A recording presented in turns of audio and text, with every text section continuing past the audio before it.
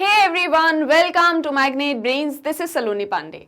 आज के हमारे इस वीडियो में हम आपके चैप्टर 3 यानी कि the social institutions continuity and change के एमसीक्यू सॉल्व करने जा रहे हैं।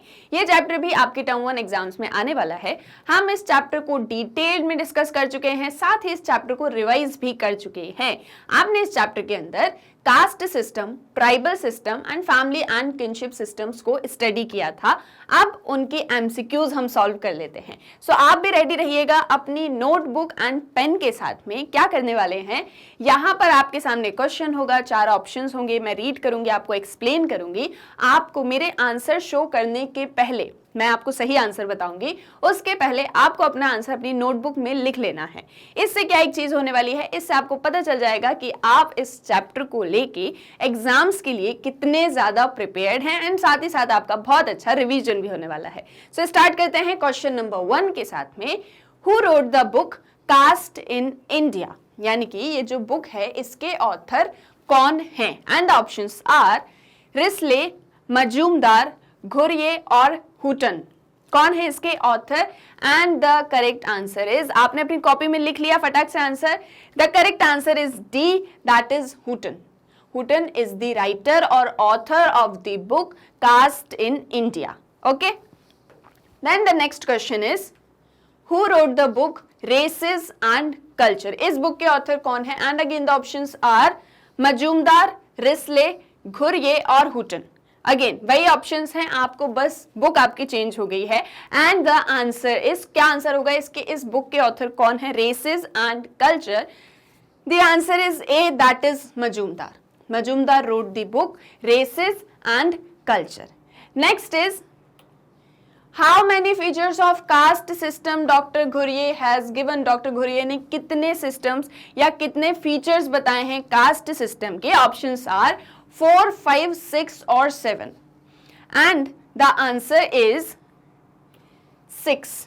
डॉक्टर घुरिये ने 6 फीचर्स बताए हैं कास्ट सिस्टम के, और वो क्या है फीचर्स ये मैं आपको बताऊं। So Ghurye explains the caste system as segmental division of society. Caste system से सोसाइटी सेगमेंटली डिवाइड होती है। ठीक है, हमने देखा है कास्ट सिस्टम में कास्ट तो होती ही है, देन कास्ट के अंदर सब कास्ट भी होती हैं, सब कास्ट में भी सब कास्ट भी होती हैं। तो इस तरह से it is a segmental division of society. Hierarchy होती है कास्ट सिस्टम में, ये हमें पता है। Civil and religious disability and privileges, यहाँ पर सिविल एंड रिलीजियस डिसेबिलिटीज होती हैं, प्रिविलेजेस अटैच्ड होते हैं कास्ट सिस्टम के साथ में। Lack of unrestricted choice of occupation, आपकी कोई ऑक्यूपेशनल चॉइस नहीं होती है। इवन कास्ट सिस्टम में आपकी कोई चॉइस होती ही नहीं है कि आप किस कास्ट के अंदर आपका बर्थ होगा, आपको ये भी नहीं पता होता। रिस्ट्रिक्शन ऑन फूड इंटरकोर्स, हमें पता है कास्ट सिस्टम के अंदर फूड शेयरिंग को लेके, सोसाइटी में वाटर ड्रिंक, ये सारी चीज़ों को लेके ढेर सारे रिस्ट्रिक्शंस होते हैं। साथ ही साथ कास्ट सिस्टम एंडोगेमस भी होता है। ये किसने बताया है? डॉक्टर घुरिये ने। तो डॉक्टर घुरिये ने कितने फीचर्स दिए हैं आपको कास्ट सिस्टम के? The correct answer is C, that is 6। Okay, then आपका अगला क्वेश्चन है Which of these is the function of caste? इसमें से आपके सामने 4 ऑप्शंस है, इनमें से कास्ट का फंक्शन क्या है? कास्ट क्या एक चीज करती है? Options are to determine occupation, आपकी ऑक्यूपेशन डिटरमाइन करती है, आप क्या वर्क करोगे, कैसे वर्क करोगे, ये डिटरमाइन होता है। सिक्योरिटी ऑफ कल्चर, आपके कल्चर को, आपकी संस्कृति को सिक्योर करके रखती है। मेंटल सिक्योरिटी, ये आपको मानसिक रूप से एक तरीके से सुरक्षा प्रदान करती है। कौन? Caste system. All of these, या फिर ये सभी ऑप्शन सही हैं। क्या है कास्ट सिस्टम का फंक्शन? फटाफट आपको बताना है। बहुत ही सिंपल सा क्वेश्चन है, बहुत ही सिंपल सा। मतलब जिसने भी इस चैप्टर को अच्छे से डिटेल में स्टडी किया होगा उसको इसका आंसर पता होगा। And the correct answer is answer A, that is to determine the occupation. Caste system occupation को डिटरमाइन करता है, वो ना ही कल्चर को सिक्योर करता है, ना ही मेंटल सिक्योरिटी प्रोवाइड करता है। तो ऑल ऑफ दीज भी नहीं होगा, मेंटल सिक्योरिटी भी नहीं होगा, सिक्योरिटी ऑफ कल्चर भी नहीं होगा। The correct answer is to determine occupation.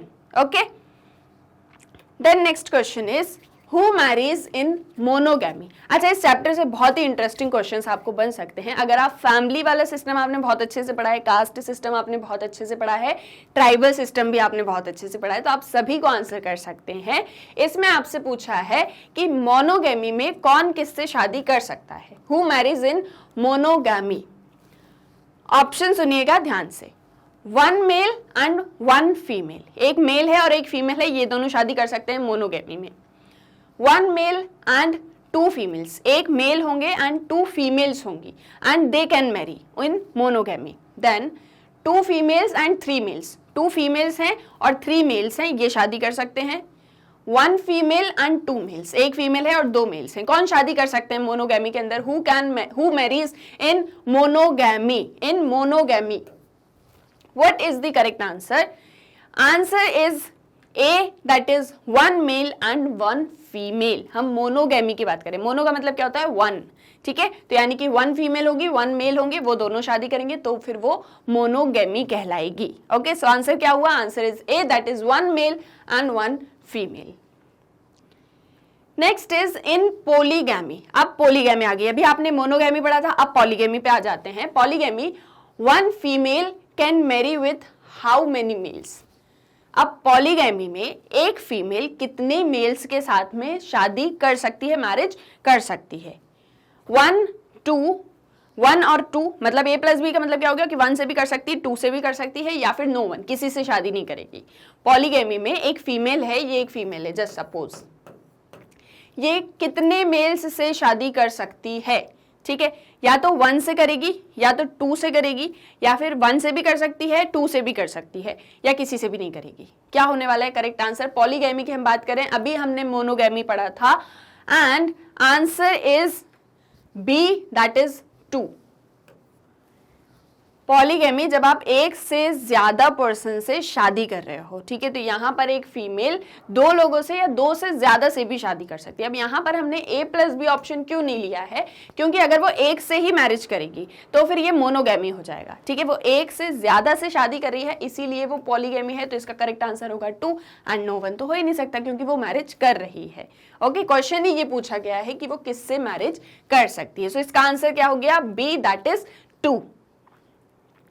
Next is how many types of polygamy are there. अब पॉलीगैमी कितने टाइप्स की होती है ये आपको बताना है। 1, 2, 3 और 4, कितने टाइप्स की होती है पॉलीगैमी बताइए? 1, 2, 3, 4 एंड द आंसर इज 2, क्योंकि पॉलीगैमी 2 तरह की होती है, जिसमें एक होती है आपकी पॉलीगाइनी, एक होती है आपकी पॉलीएंड्री। ठीक है, चैप्टर्स अच्छे से पढ़े होंगे तो सारा कुछ याद होगा। अच्छा, एक और चीज, इस चैप्टर में जो आपने पढ़ा था कास्ट एंड फैमिली, ये दोनों आप क्लास 11th में भी पढ़ चुके हैं, सो वहीं से ये सारी चीजें आ रही हैं। फैमिली से रिलेटेड ये क्वेश्चंस भी आपसे पूछे जा सकते हैं, इसलिए हम इन्हें यहाँ पर सॉल्व कर रहे हैं। Okay, the next question is how many wifes of 1 person are there in bigamy. Bigamy में एक वाइफ, कितनी वाइफ्स हो सकती हैं एक पर्सन की? एक पर्सन कितनी वाइफ्स रख सकते हैं? 1, 2, 3 और 4, and the answer is 2। Bio यानी 2, ठीक है। देखो, एक होता है मोनो, एक होता है बायो या बाई, और एक होता है पॉली। मोनो मतलब 1, बाय मतलब 2 एंड पॉली मतलब 2 प्लस, 2 से ज्यादा। सो यहां पर बायोगैमी की बात है, यानी एक पर्सन कितनी वाइफ्स रख सकता है, तो ऑब्वियसली द आंसर इज 2। ठीक है, ये भी क्लियर है। Then next question is how many husbands can 1 female have in polyandry. अब पॉलीएंड्री में एक फीमेल के कितने हस्बैंड्स हो सकते हैं? ठीक है, अब कहाँ आ गए हैं? पॉलीएंड्री पर। अगर प्रीवियस क्वेश्चंस ध्यान से सुने होंगे तो अभी याद रहेगा कि पॉलीएंड्री की बात करें, ऑप्शंस आर 1, 2, मेनी और नो वन। क्या होने वाला है इसका correct answer? And the answer is C, that is many. Polyandry polygamy का ही पार्ट होता है, जहां एक पॉलीगाइनी होता है, एक पॉलीएंड्री होता है। पॉलीएंड्री में एक फीमेल कितने हस्बैंड्स रख सकती है? बहुत सारे रख सकती है। और पॉलीगाइनी में एक हस्बैंड बहुत सारी अपनी वाइफ्स, मतलब वाइफ्स को रख सकता है, एक मेल बहुत सारी वाइफ्स रख सकता है। ठीक है, क्लियर है ये वाला क्वेश्चन भी। Next question is so who has the power in patriarchal family? एक पेट्रियार्कल फैमिली के अंदर पावर किसके हाथों में होती है? Options are mother, children, father और मदर एंड फादर दोनों के पास में होती है। क्वेश्चन बोल रहा है कि पेट्रियार्कल फैमिली जो होती है तो पावर किसके हाथों में होती है? क्या मदर के हाथों में होती है, क्या चिल्ड्रन के हाथों में होती है, क्या फादर के हाथों में होती है, या मदर फादर दोनों के हाथों में होती है? आपको बताना है। फटाक से आप अपना आंसर नोटबुक में नोट कर लीजिए। And the correct answer is C, that is father. Patriarchal family में जो पावर होती है वो फादर के पास में होती है, क्योंकि यहाँ पर डोमिनेटिंग रोल कौन प्ले कर रहे हैं? The male member of the family और the head of the family और इन जनरल फादर। ठीक है, तो इसका करेक्ट आंसर है C, that is father. Next question is who runs the family in matriarchal family? अब जो मेट्रियार्कल फैमिली होती है उसमें फैमिली को कौन चला रहा होता है, कौन रूल कर रहा होता है? And the options are mother father दोनों साथ में, मदर फादर और चिल्ड्रन। अभी हमने पेट्रियार्कल फैमिली का एग्जांपल देखा, अब हम आ जाते हैं मेट्रियार्कल फैमिली में। सो मेट्रियार्कल फैमिली में the mother runs the family. ठीक है, यहां पर head of the household कौन होती है? मदर या female head. Okay, so answer क्या है? B. Next is in which family the name of descent goes with the name of the father? यानी कि फादर के साथ में जो वंश है वो चल रहा है। ठीक है, या फादर के नाम से जो वंश है वो आगे बढ़ रहा है, ऐसी एक फैमिली को हम क्या कहते हैं? ठीक है, डिसेंट यानी वंश, goes with the name of the father. Options are patrilineal, matrilineal, matriarchal और नो वन। बताइए क्या है इसका करेक्ट आंसर? जहां पर फादर के नाम से वंश चल रहा है, हमने अभी पेट्रियार्कल फैमिली पढ़ी, मेट्रियार्कल फैमिली हमने पढ़ी, यहां पर आपको पेट्रीलिनियल, मेट्रीलिनियल, मेट्रियार्कल और नो वन में से बताना है। So the correct answer is A, that is matrilineal. Okay, no one तो हो ही नहीं सकता। मेट्रियार्कल इसलिए नहीं हो सकता क्योंकि यहां पर मदर जो होती है वो हेड है। मेट्रीलिनियल भी नहीं हो सकता, इससे रिलेटेड क्वेश्चंस हम आगे सॉल्व करेंगे। यहाँ भी क्या होती है? फीमेल हेड होती है फैमिली की, एंड उन्हीं के नाम से जो डिसेंट है वो चल रहा होता है। So the correct answer is A, that is patrilineal. आपको याद होगा हमने ये चीज डिस्कस भी करी थी। पेट्रियार्कल, पेट्रीलिनियल जो होती है वो फादर या मेल हेड से रिलेटेड होती है। मेट्रियार्कल, मेट्रीलिनियल जो होती है वो मदर से रिलेटेड होती है। ठीक है, यानी कि वहां पर फीमेल हेड होती है। क्लियर है दोनों चीजें? Then next question is which type of relations are there in blood relations family? एक फैमिली जो ब्लड रिलेशन से बनी है उनके बीच में किस तरह के रिलेशंस होते हैं? They have sex relations, social relations, blood relations और नो वन। क्वेश्चन पढ़ के ही समझ में आ गया होगा, मतलब बिल्कुल छोटे से बच्चा भी इसको सॉल्व कर सकता है, इसका आंसर दे सकता है। And the answer is C, that is blood relations. Okay, blood relation से जो फैमिली होती है उसे हम ब्लड रिलेशंस फैमिली बोलते हैं, क्योंकि वो मतलब ऐसे बोलते हैं ना, खून का रिश्ता, खून से जुड़े हुए लोग हो गए, वो हो गया आपका। Okay, next is in which family person takes birth and grows up? अब किस तरह की फैमिली में एक पर्सन का, एक इंडिविजुअल का जन्म होता है और उसी में वो ग्रो भी करता है? मेट्रीलिनियल, पेट्रीलिनियल, बर्थ फैमिली और इंडक्टिव फैमिली। बताइए कौन सी फैमिली में एक पर्सन बर्थ लेता है एंड ग्रो अप भी होता है? The correct answer is D, that is inductive family. शायद कुछ लोगों को इसका आंसर बर्थ फैमिली लग रहा होगा, बट बर्थ फैमिली नहीं, इसका आंसर है इंडक्टिव फैमिली। देखो, इंडक्टिव फैमिली में सभी टाइप्स की फैमिलीज आ जाती हैं। फैमिलीज के ही अंदर एक पर्सन का बर्थ होता है, देन वो ग्रो अप भी करता है, तो इंडक्टिव फैमिली में सभी टाइप्स की फैमिलीज आ जाती है। तो इसका करेक्ट आंसर होगा आपका D, that is inductive family. Okay, then next question is which family is known as the family of producing child? किस फैमिली को हम फैमिली ऑफ प्रोड्यूसिंग चाइल्ड कहते हैं? यानी वहां पर जो है चाइल्ड बर्थ्स हो रहे हैं। वैसे तो सभी फैमिलीज में होते हैं, लेकिन ऐसी फैमिलीज को हम क्या कहते हैं? Inductive family, birth family, nuclear family और patrilineal family. The correct answer is C, that is nuclear family, जिसे हम फैमिली ऑफ प्रोक्रिएशन भी बोलते हैं। क्या बोलते हैं? Family of procreation. ठीक है, so which is the family of producing child? The family of procreation और nuclear family. Next question is in how many parts kinship can be divided. अब किनशिप से रिलेटेड क्वेश्चंस हैं। Kinship को आप कितने parts में डिवाइड कर सकते हो? किनशिप को 1, 2, 3 और 4। 11th में भी शायद इस क्वेश्चन को आपने पढ़ा हुआ है। क्या होगा इसका करेक्ट आंसर? कितने पार्ट्स में आप किनशिप को डिवाइड कर सकते हो? क्या होता है किनशिप? एक सेकंड में सारा कुछ रिकॉल कर लीजिए एंड अपना आंसर नोटबुक में लिख लीजिए। The correct answer is 2, that is B. आप किनशिप को 2 टाइप्स ऑफ फैमिलीज में डिवाइड कर सकते हो, या आप किनशिप को 2 टाइप्स में डिवाइड कर सकते हो, जो कि आपकी एक होती है एफाइनल किनशिप एंड एक होती है आपकी कॉन्सैंग्यूनियस।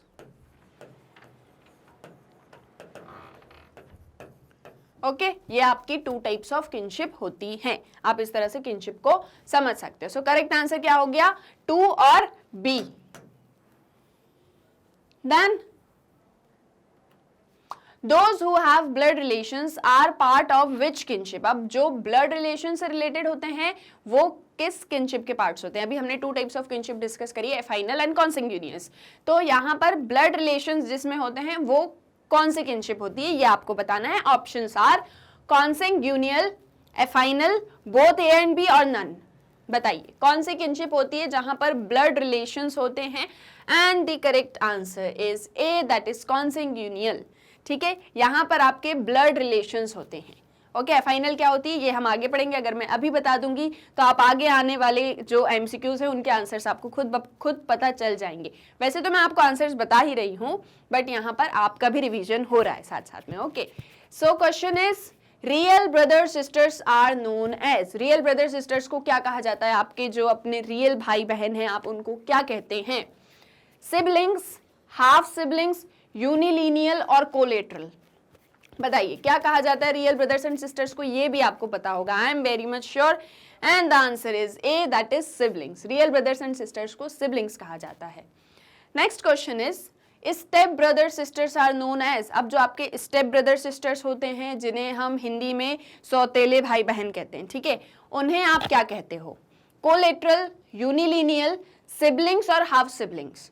क्या कहते हैं हम उन्हें कहते हैं half siblings. The correct answer is D, that is half siblings. Okay, ये भी क्लियर है।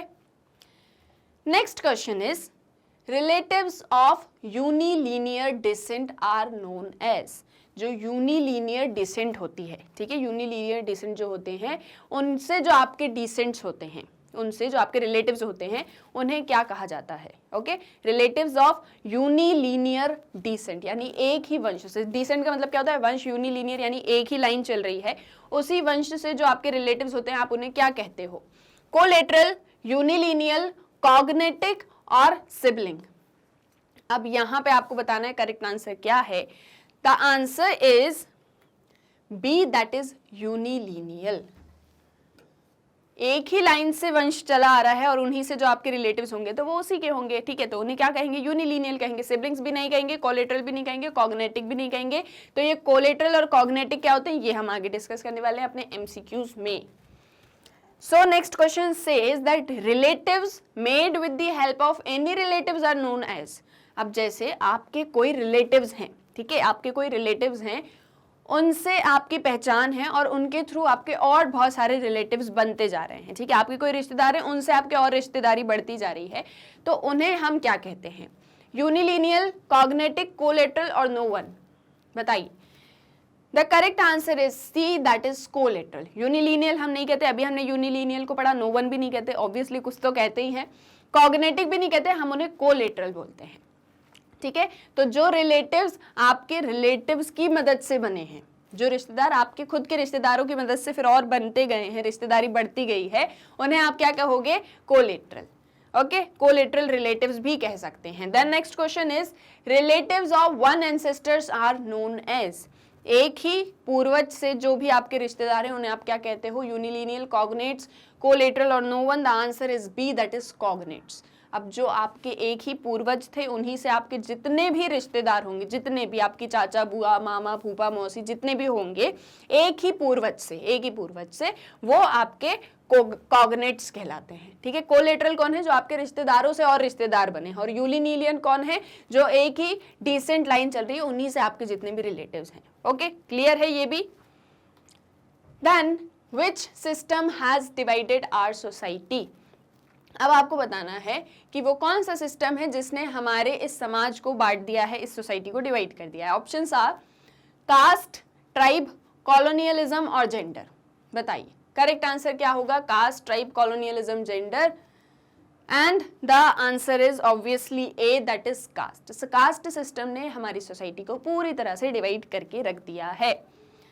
Then the word caste is taken from which language. अब ये जो वर्ड है कास्ट, इसे हमने किस लैंग्वेज से लिया है? वैसे तो यहाँ मैंने अभी आपको आंसर बोल ही दिया था, बट अब आपको बताना है सही आंसर क्या है। यूरोप, इंडिया, पोर्टुगीज और रशिया। बताइए कहाँ से हमने इस वर्ड को लिया है, कहाँ से बोरो किया है, कैसे ये कास्ट वर्ड निकल के आता है? So the correct answer is obviously C, that is Portuguese. Portuguese word कास्टा, यहां से हमने कास्ट वर्ड जो है ये लिया है या बोरो किया है। ओके, क्लियर है यहां तक सभी questions? Next question is which group received more respect in cast system. अब कास्ट सिस्टम में सबसे ज्यादा रिस्पेक्ट किसे मिली हुई है? ब्राह्मण्स को, क्षत्रियस को, वैश्य को या शूद्र को? सबसे ज्यादा रिस्पेक्टेबल कौन होते हैं? ये क्वेश्चन भी एक छोटा सा बच्चा भी आंसर कर सकता है, जिसको थोड़ा बहुत सोसाइटी का नॉलेज होगा वो भी बता सकता है कि कास्ट सिस्टम में हमने टॉप पर किसे रखा है, सबसे ज्यादा रिस्पेक्टेबल कौन है? Obviously Brahmin. So the correct answer is A. ठीक है, ये भी क्लियर है। Next is what is the meaning of endogamy. अब एंडोगेमी का क्या मतलब होता है ये आपको बताना है। Marriage within caste, marriage outside caste, marriage within country और मैरिज इन फॉरेन। बताइए क्या होता है एंडोगेमी का मतलब? ये कास्ट सिस्टम से ही रिलेटेड है, ये मैंने आपको पहले बता दिया। अब आप बताइए कि करेक्ट आंसर क्या है। Marriage within caste, marriage outside caste, marriage within country और मैरिज इन फॉरेन, किसे कहते हैं हम endogamy? The answer is A, that is marriage within caste. Caste is endogamous. Caste में आपको अपनी जाति के अंदर ही शादी करनी होती है, अपने ग्रुप के अंदर ही शादी करनी होती है, इसीलिए कास्ट क्या होती है? Endogamous.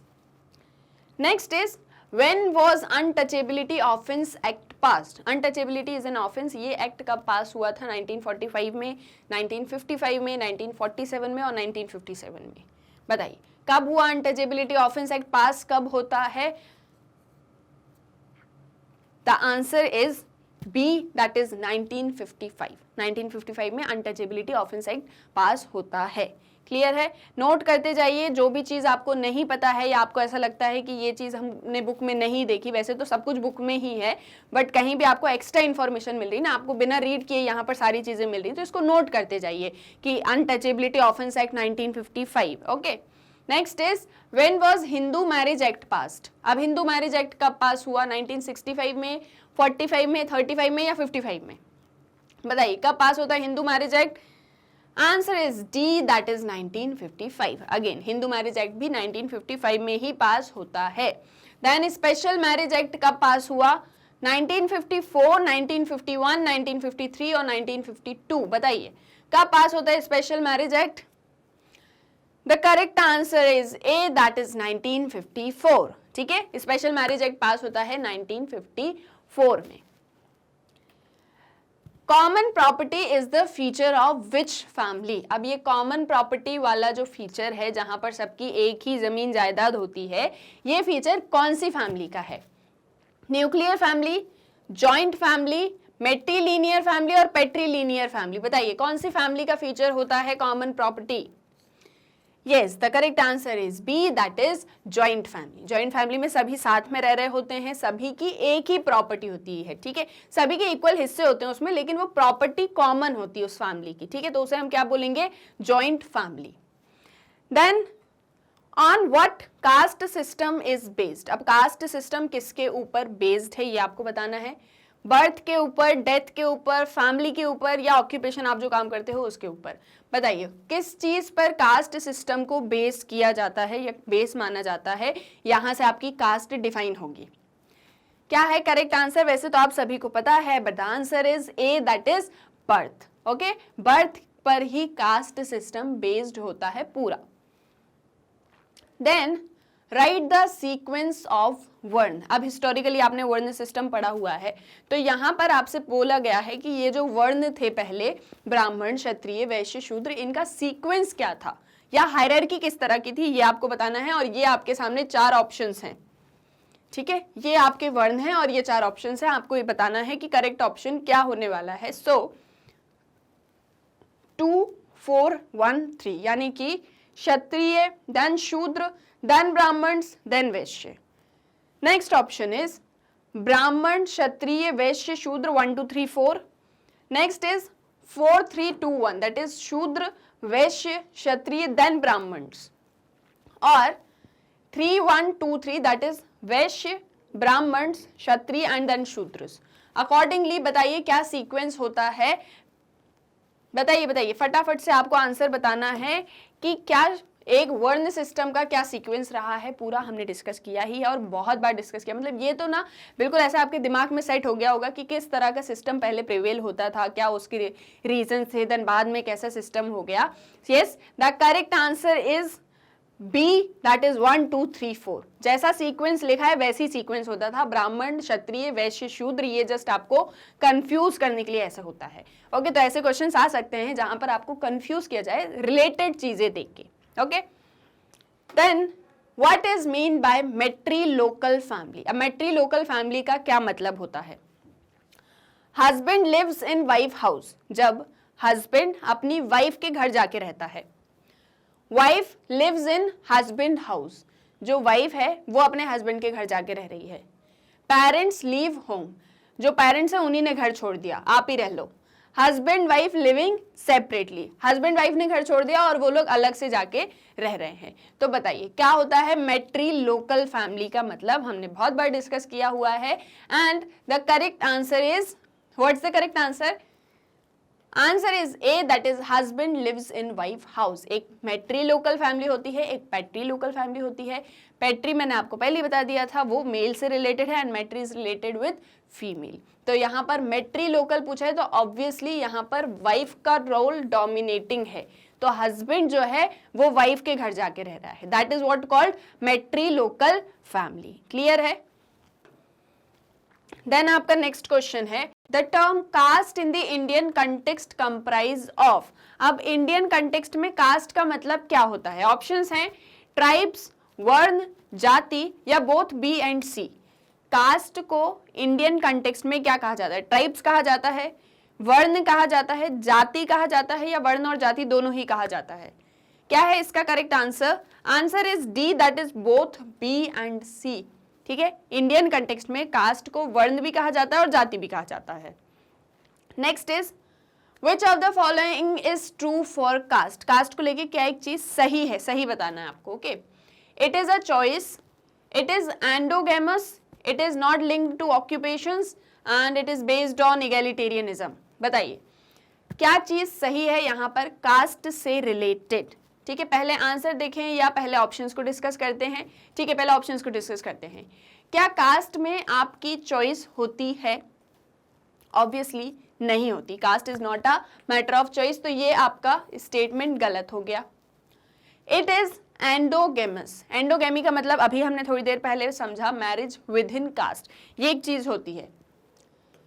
It is not linked to occupations, क्या कास्ट सिस्टम ऑक्यूपेशन से लिंक्ड अप नहीं होता है? ये भी गलत है क्योंकि वो ऑक्यूपेशन से लिंक्ड अप होता है। It is based on egalitarianism, egalitarianism मतलब इक्वालिटी, क्या कास्ट सिस्टम इक्वालिटी पर बेस्ड होता है? ये भी गलत है। तो आपका करेक्ट आंसर क्या है? B, that is caste is endogamous. So what is true about caste is it is endogamous. ठीक है, ये भी क्लियर है।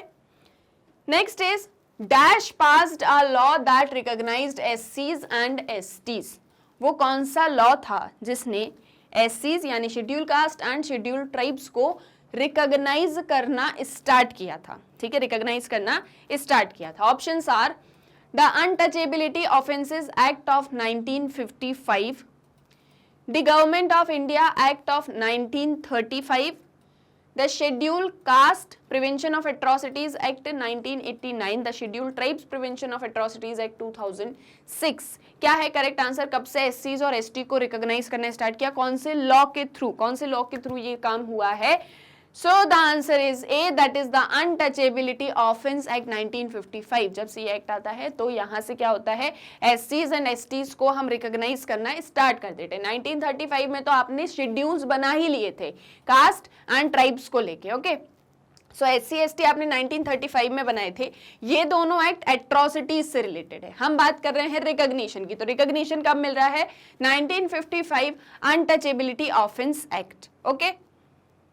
Next is the concept of Sanskritization and dominant caste as processes of change was coined by।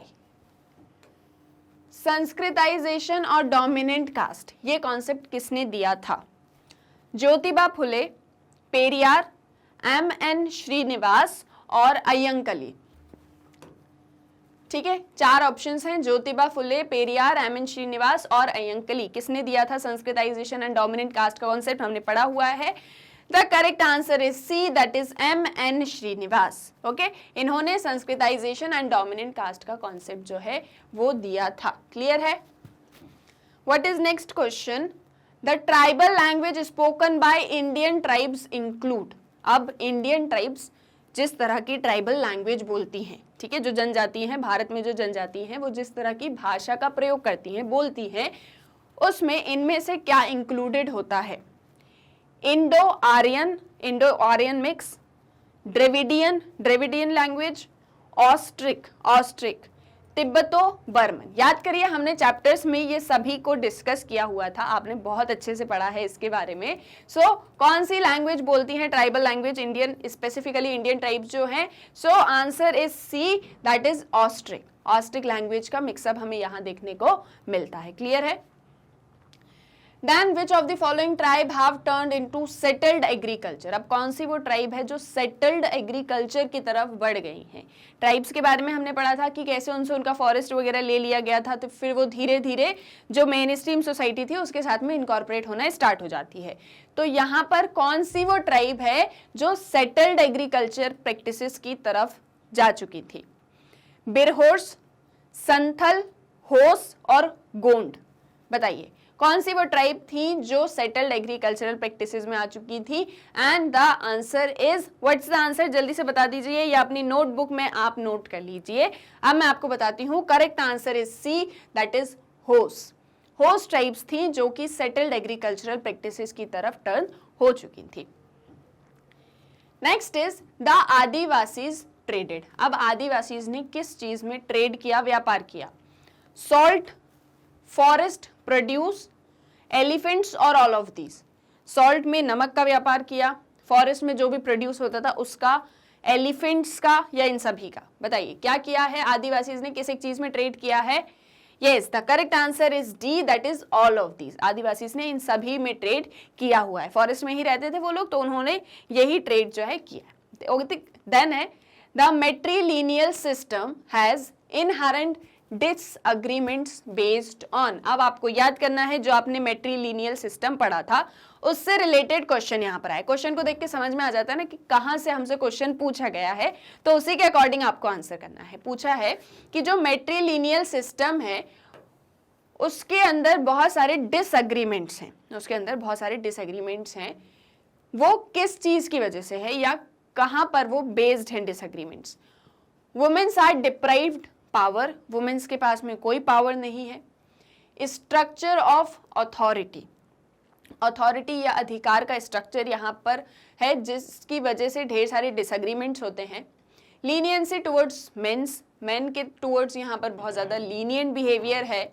All of the above, इनमें से सभी।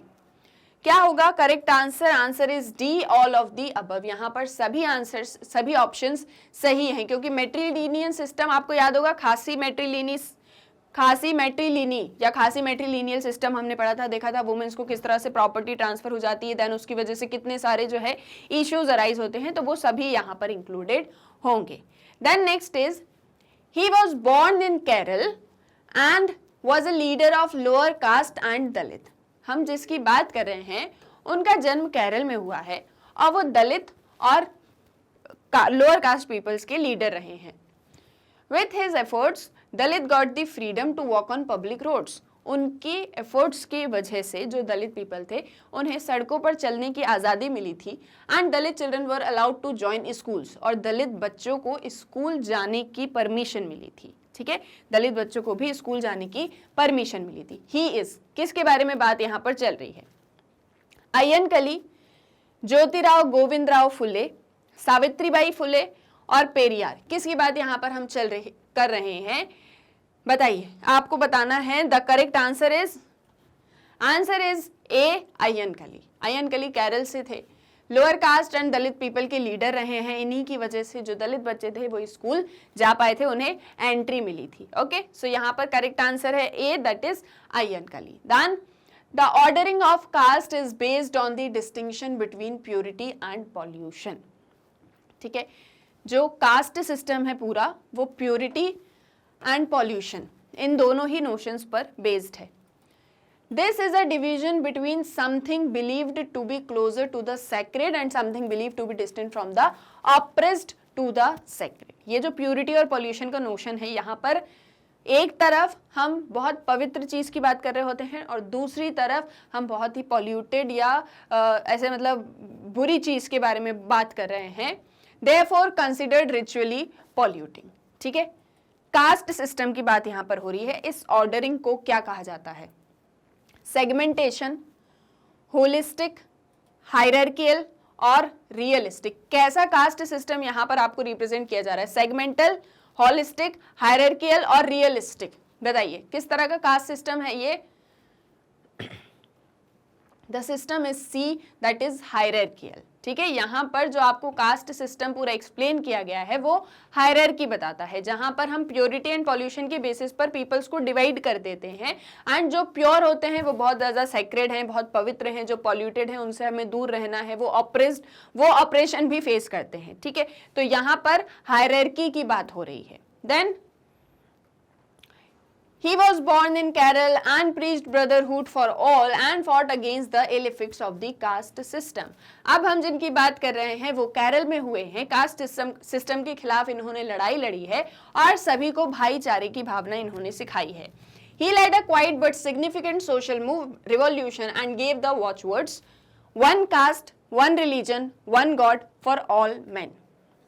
इन्होंने बहुत सिग्निफिकेंट सोशल वेलफेयर या सोशल रिवॉल्यूशंस किए हैं।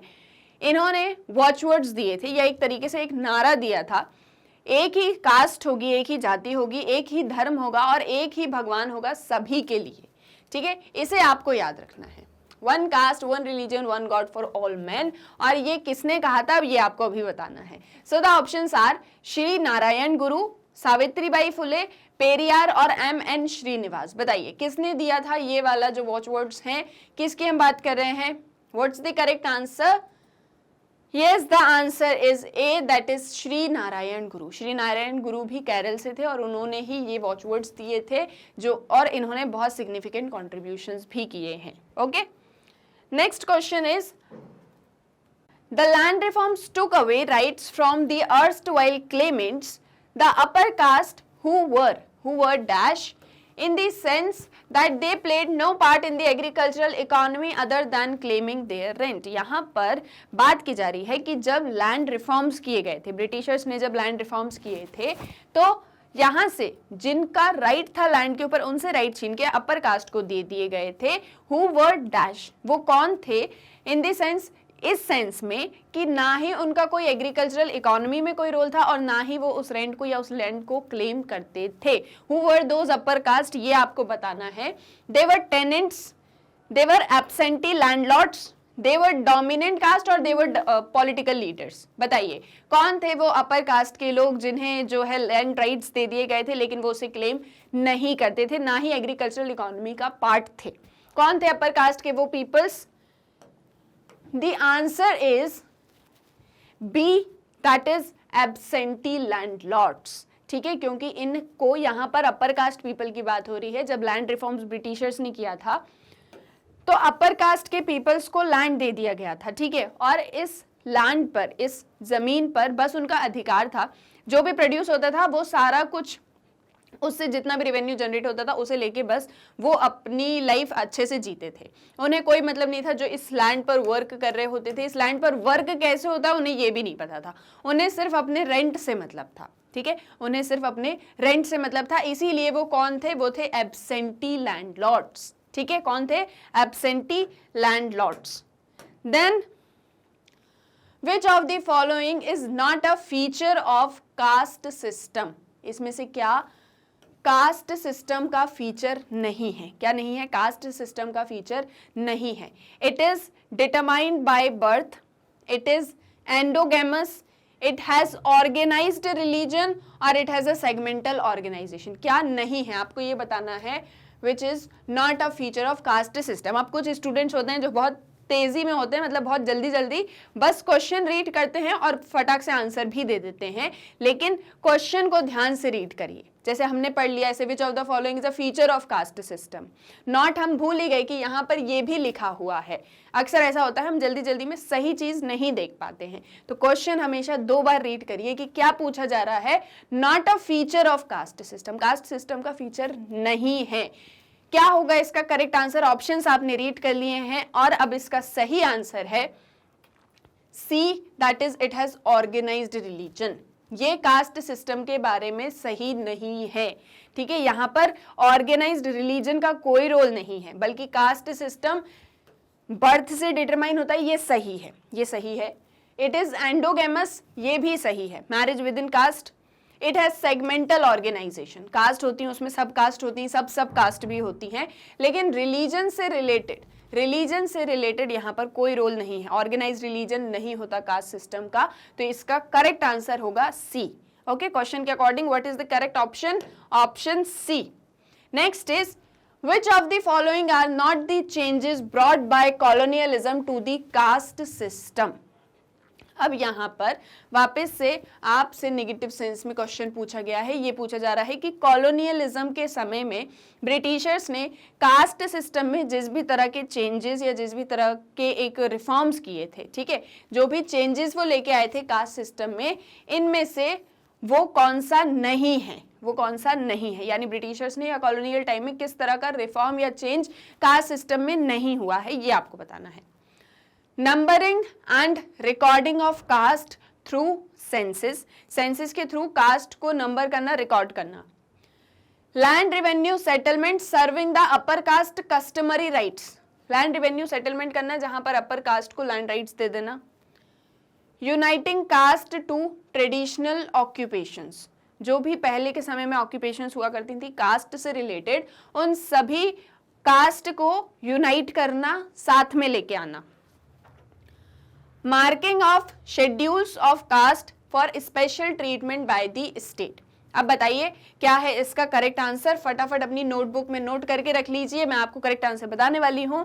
सो इसका सही आंसर है answer C, that is uniting caste to traditional occupations, क्योंकि ये वर्क ब्रिटिशर्स ने नहीं किया था, ठीक है। उन्होंने सेंसस करवाए थे, जो हमारे यहाँ फर्स्ट सेंसस हुए इंडिया में, कस्टमरी राइट्स दे दिए थे अपर कास्ट को लैंड रेवेन्यू के नाम पे, एससी और एसटी की लिस्ट उन्होंने निकाली थी, किसके through, government of India act 1935, तो ये भी सही है। ओके, ये एंड ये तीनों ऑप्शंस करेक्ट है regarding colonialism and caste system, लेकिन ये वाला जो ऑप्शन है ये सही नहीं है जो आपसे क्वेश्चन में पूछा गया है। सो क्वेश्चन के अकॉर्डिंग सही आंसर होगा सी, ठीक है, क्लियर है। Next is who founded the सत्य शोधक समाज इन 1873। 1873 में सत्य शोधक समाज की स्थापना किसने करी थी, या फिर ट्रुथ सीकिंग सोसाइटी, इंग्लिश में इसे ट्रुथ सीकिंग सोसाइटी कहा जाता है। ओके, इसकी स्थापना, इसको किसने फाउंड किया था ये आपको बताना है। ऑप्शंस हैं आपके पास में, ज्योतिराव गोविंदराव फुले, अय्यनकली, ईवी रामस्वामी नायकर और श्री नारायण गुरु। बताइए किसने करी थी सत्यशोधक समाज या ट्रुथ सीकिंग सोसाइटी की स्थापना, या फाउंडिंग फादर कौन रहा है। Yes, the correct answer is A, that is Jyotirao Govind Rao Phule. ठीक है, इन्होंने जो है सत्यशोधक समाज की स्थापना करी थी, ट्रुथ सीकिंग सोसाइटी। ये क्या कहते थे कि सत्य सामने आना चाहिए, और इन्होंने भी दलित्स के लिए, गर्ल्स एजुकेशन के लिए ढेर सारी स्टेप्स उठाई थी, इन्होंने और इनकी वाइफ ने मिलकर। इनकी वाइफ का नाम क्या है? Savitribai Phule. Okay, then Sanskritisation refers to, अब संस्कृताइजेशन का मतलब क्या होता है ये आपको बताना है। The process by which members of a middle or lower caste attempt to raise their own social status by adopting the ritual, domestic and social practices of a higher caste। यानी कि एक ऐसा प्रोसेस जहां पर middle या lower caste के members जो हैं, मिडिल या लोअर कास्ट के जो मेंबर्स हैं, वो अपने सोशल स्टेटस को इंक्रीज करना चाहते हैं हायर कास्ट के लोगों की तरह ही प्रैक्टिसेस करके। ठीक है, रिचुअल, डोमेस्टिक, सोशल प्रैक्टिसेस करके मिडिल और लोअर कास्ट के पीपल हायर कास्ट के लोगों की तरह बनना चाहते हैं। ये फर्स्ट ऑप्शन है। Second is the process of learning and acquiring Sanskrit language. Sanskrit language सीखना और फिर उसको पढ़ना, इस तरह का नॉलेज जब आप एक्वायर कर लेते हो उसे हम संस्कृताइजेशन कहते हैं। Third, the process of becoming more cultured, अब आप और ज्यादा कल्चर्ड हो रहे हैं, सभ्य व्यक्ति बन रहे हैं, इसीलिए Sanskritisation. Then the process of giving up one's own culture by adopting a new culture, अपना कल्चर छोड़ के किसी दूसरे का कल्चर अडॉप्ट कर लेना। क्या होता है संस्कृताइजेशन का मतलब? यहां मैंने आपको सभी ऑप्शंस एक्सप्लेन करके बता दिए हैं, अब आपको करेक्ट आंसर बताना है। बताइए क्या है करेक्ट आंसर इसका? क्या होता है संस्कृताइजेशन का प्रोसेस? क्या आप संस्कृत लैंग्वेज सीख रहे हैं संस्कृताइजेशन में, या आप और ज्यादा कल्चर्ड हो रहे हैं, या अपने कल्चर को छोड़ के दूसरे कल्चर में जा रहे हैं, या मिडिल लोअर क्लास से अपर कास्ट की तरह बनना चाह रहे हैं? बताइए। Correct answer is A, that is the process by which middle और lower caste members attempt to practice higher caste people. ठीक है, सही आंसर है इसका ए। अब जिसे भी ऐसा लगा था सेकंड, थर्ड या फोर्थ आंसर, तो वो सभी गलत हैं। वापस से जाइए और संस्कृताइजेशन को अच्छे से पढ़िए। ठीक है, next is which of the following do not comprise the significant section of the population that is excluded from the fourfold Varna system also known as Panchamas or the fifth category। Question आपसे ये पूछा जा रहा है कि जो 4 वर्ण system है जिसके बारे में आपको पता है, उसके अलावा एक और कैटेगरी होती है जिसे हम 5th कैटेगरी कहते हैं। यहां पर जो आपको 4 ऑप्शंस दिए हैं उनमें से वो कौन सी, मतलब उनमें से वो 5th कैटेगरी में कौन नहीं आता है ये आपको बताना है। 5th कैटेगरी में कौन नहीं आता? देखो, अगर आप क्वेश्चन को ऐसे पढ़ो, इस डू नॉट को कट कर दो, तो क्वेश्चन कहता है which of the following comprise the significant section of the population that is excluded from the fourfold system। यानी कि जो फोरफोल्ड वर्ण सिस्टम है उसके अलावा जो 5th कैटेगरी है वो कौन सी है आपको ये बताना है, अगर आप इस डू नॉट को कट कर दो तो। ठीक है, लेकिन क्वेश्चन क्या कह रहा है कि कौन सी कैटेगरी नहीं आती है आपको ये बताना है। ठीक है, कौन सी कैटेगरी फोरफोल्ड वर्ण सिस्टम के बाहर आती है, बाहर आ रही है, वो नहीं है, मतलब वो नहीं आती है, आपको ये बताना है इन शॉर्ट। ऑप्शंस हैं outcast, slaves, foreigners and Shudras. Correct answer क्या होगा? जिसे भी फोरफोल्ड वर्ण सिस्टम की चारों कैटेगरीज याद हैं वो इसको बहुत जल्दी से आंसर कर देगा, and the answer is D, that is शूद्र। देखिए अब अच्छे से आपको क्वेश्चन समझ आएगा। ये कहा जा रहा है कि फोरफोल्ड वर्ण सिस्टम है, इसके बाहर एक और कैटेगरी आती है। इन ऑप्शंस में से आपको बताना है कि वो कौन सी कैटेगरी है जो 5th कैटेगरी में नहीं आती है। आपको ये बताना है जो 5th कैटेगरी में नहीं आती है। तो शूद्र जो हैं वो आपके फोरफोल्ड वर्ण सिस्टम के अंदर आते हैं, जहां ब्राह्मण, क्षत्रिय, वैश्य और शूद्र होते हैं। तो ऑब्वियसली यहां पर ये गलत आंसर है। ठीक है, ये फोरफोल्ड वर्ण सिस्टम के अंदर आता है। तो क्वेश्चन के अकॉर्डिंग सही आंसर क्या होगा? डी, दैट इज शूद्र। ठीक है, क्लियर हुआ? वापस से एक और बार रीड कर लीजिएगा इस क्वेश्चन को अगर आपको ना समझ में आए तो। ठीक है, then next is the argument for a tribe caste distinction was founded on an assumed cultural difference between Hindu caste with their beliefs in purity and pollution and hierarchical integration and animist tribes with their more egalitarian and kinship based modes of social organization। यहाँ पर आपको tribe caste distinction का एक argument बताया गया है, जहाँ पे ये कहा जा रहा है कि हिंदू जो कास्ट हैं वो बिलीव करती हैं प्योरिटी एंड पॉल्यूशन और हायरार्की के नोशन पर, एंड एनिमिस्ट ट्राइब्स जो आपकी जनजातीय हैं वो बहुत ज्यादा इगैलिटेरियन है, इक्वल सोसाइटी है, kinship based modes of social organisation है। वहां पर जो ट्राइब्स और कास्ट के बीच में डिस्टिंक्शन होता है, एक तरफ आपकी कास्ट सोसाइटी है जो बहुत ज्यादा प्योरिटी पॉल्यूशन में बिलीव रखती है, और ये जो सोसाइटी है बहुत ज्यादा फ्रेगमेंटेड है, जो कास्ट सिस्टम है बहुत ज्यादा फ्रेगमेंटेड है, बहुत सारी डिविजन्स है, हायरार्की है। दूसरी तरफ है ट्राइबल सोसाइटी जो कि इगैलिटेरियन है, इक्वल सोसाइटी है। यहाँ पर जो आपकी kinship based modes of social organisation है, यहाँ पर रिश्ते नातों को बहुत ज्यादा प्रायोरिटी दी जाती है एक तरह से।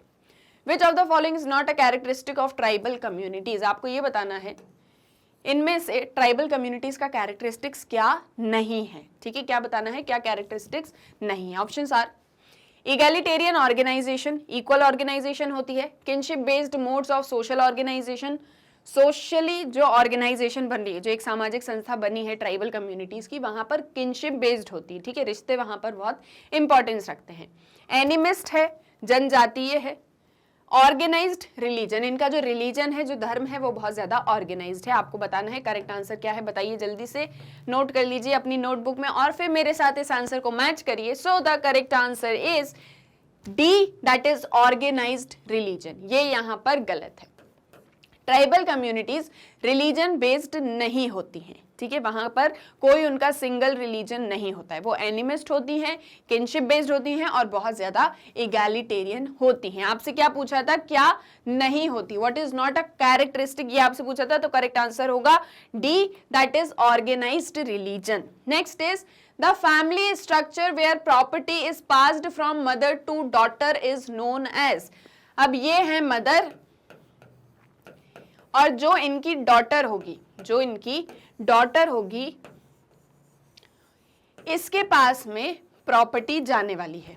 मदर से प्रॉपर्टी डॉटर के पास में जाने वाली है। इस तरह के फैमिली स्ट्रक्चर को हम क्या कहते हैं, मैट्रियार्की, मैट्रिलिनी, फीमेल हेडेड फैमिली और मैट्रिलोकल। बताइए क्या कहा जाता है, मैट्रियार्की, मैट्रिलिनी, फीमेल हेडेड फैमिली और मैट्रिलोकल। बताइए जल्दी जल्दी से आंसर बता दीजिए, आप लोग के अकॉर्डिंग क्या होना चाहिए आंसर, और आपके अकॉर्डिंग नहीं, यानी करेक्ट आंसर क्या होना चाहिए, अब आपको ये बताना है। Answer is B, that is matriliny. हमने पेट्रियार्की पढ़ा, मैट्रियार्की पढ़ा, इन दोनों में क्या होते हैं, मेल फीमेल हेड होते हैं हाउस होल्ड के। मैट्रिलिनी में जो डिसेंट है वो मदर के नेम से चलता है, और पेट्रिलिनी में जो डिसेंट है वो फादर के नेम से चलता है। फीमेल हेडेड फैमिली जो होती है वो मैट्रियार्की भी हो सकती है, मैट्रिलिनी भी हो सकती है, लेकिन आपसे क्या पूछा गया है कि प्रॉपर्टी पास ऑन हो रही है। ठीक है, यानी एक लाइनेज चल रहा है, लाइनेज चल रहा है, मतलब करेक्ट आंसर हो गया मैट्रिलिनी या मैट्रिलिनियल फैमिली। क्लियर है? देन आपका नेक्स्ट क्वेश्चन क्या कह रहा है, assertion and reason based MCQs. चलिए अब आ गए हैं असर्शन और रीजन बेस्ड क्वेश्चंस, अब हमको ये सॉल्व करने हैं। एंड जैसे कि पहले चल रहा था, एक असर्शन होगा, उसका रीजन होगा। ठीक है, एक असर्शन होगा यानी कि एक सेंटेंस है, आपको सेंटेंस को रीड करना है, उसका नीचे रीजन दिया गया है। 4 ऑप्शंस होंगे। पहला है both A and R are true and R is the correct explanation of A, यानी असर्शन और रीजन दोनों ही सही है। जो सेंटेंस दिया है वो भी सही है और जो रीजन दिया है वो भी सही है, और रीजन असर्शन को बहुत अच्छे से एक्सप्लेन कर रहा है। ये ऑप्शन ए है। ऑप्शन बी कहता है both are correct but R is not the correct explanation of A. दोनों ही सेंटेंस सही हैं पर आर जो रीजन है वो असर्शन को अच्छे से एक्सप्लेन नहीं कर रहा है। Third is A is true but R is false. Assertion सही है लेकिन रीजन गलत है। डी कह रहा है कि असर्शन गलत है पर रीजन सही है। आपको असर्शन रीजन अच्छे से ध्यान से समझना है, क्योंकि यहाँ पर आर इस एक चीज को करेक्टली एक्सप्लेन कर पा रहा है या नहीं, ये समझना भी आपके ऊपर डिपेंड करेगा एग्जाम्स में।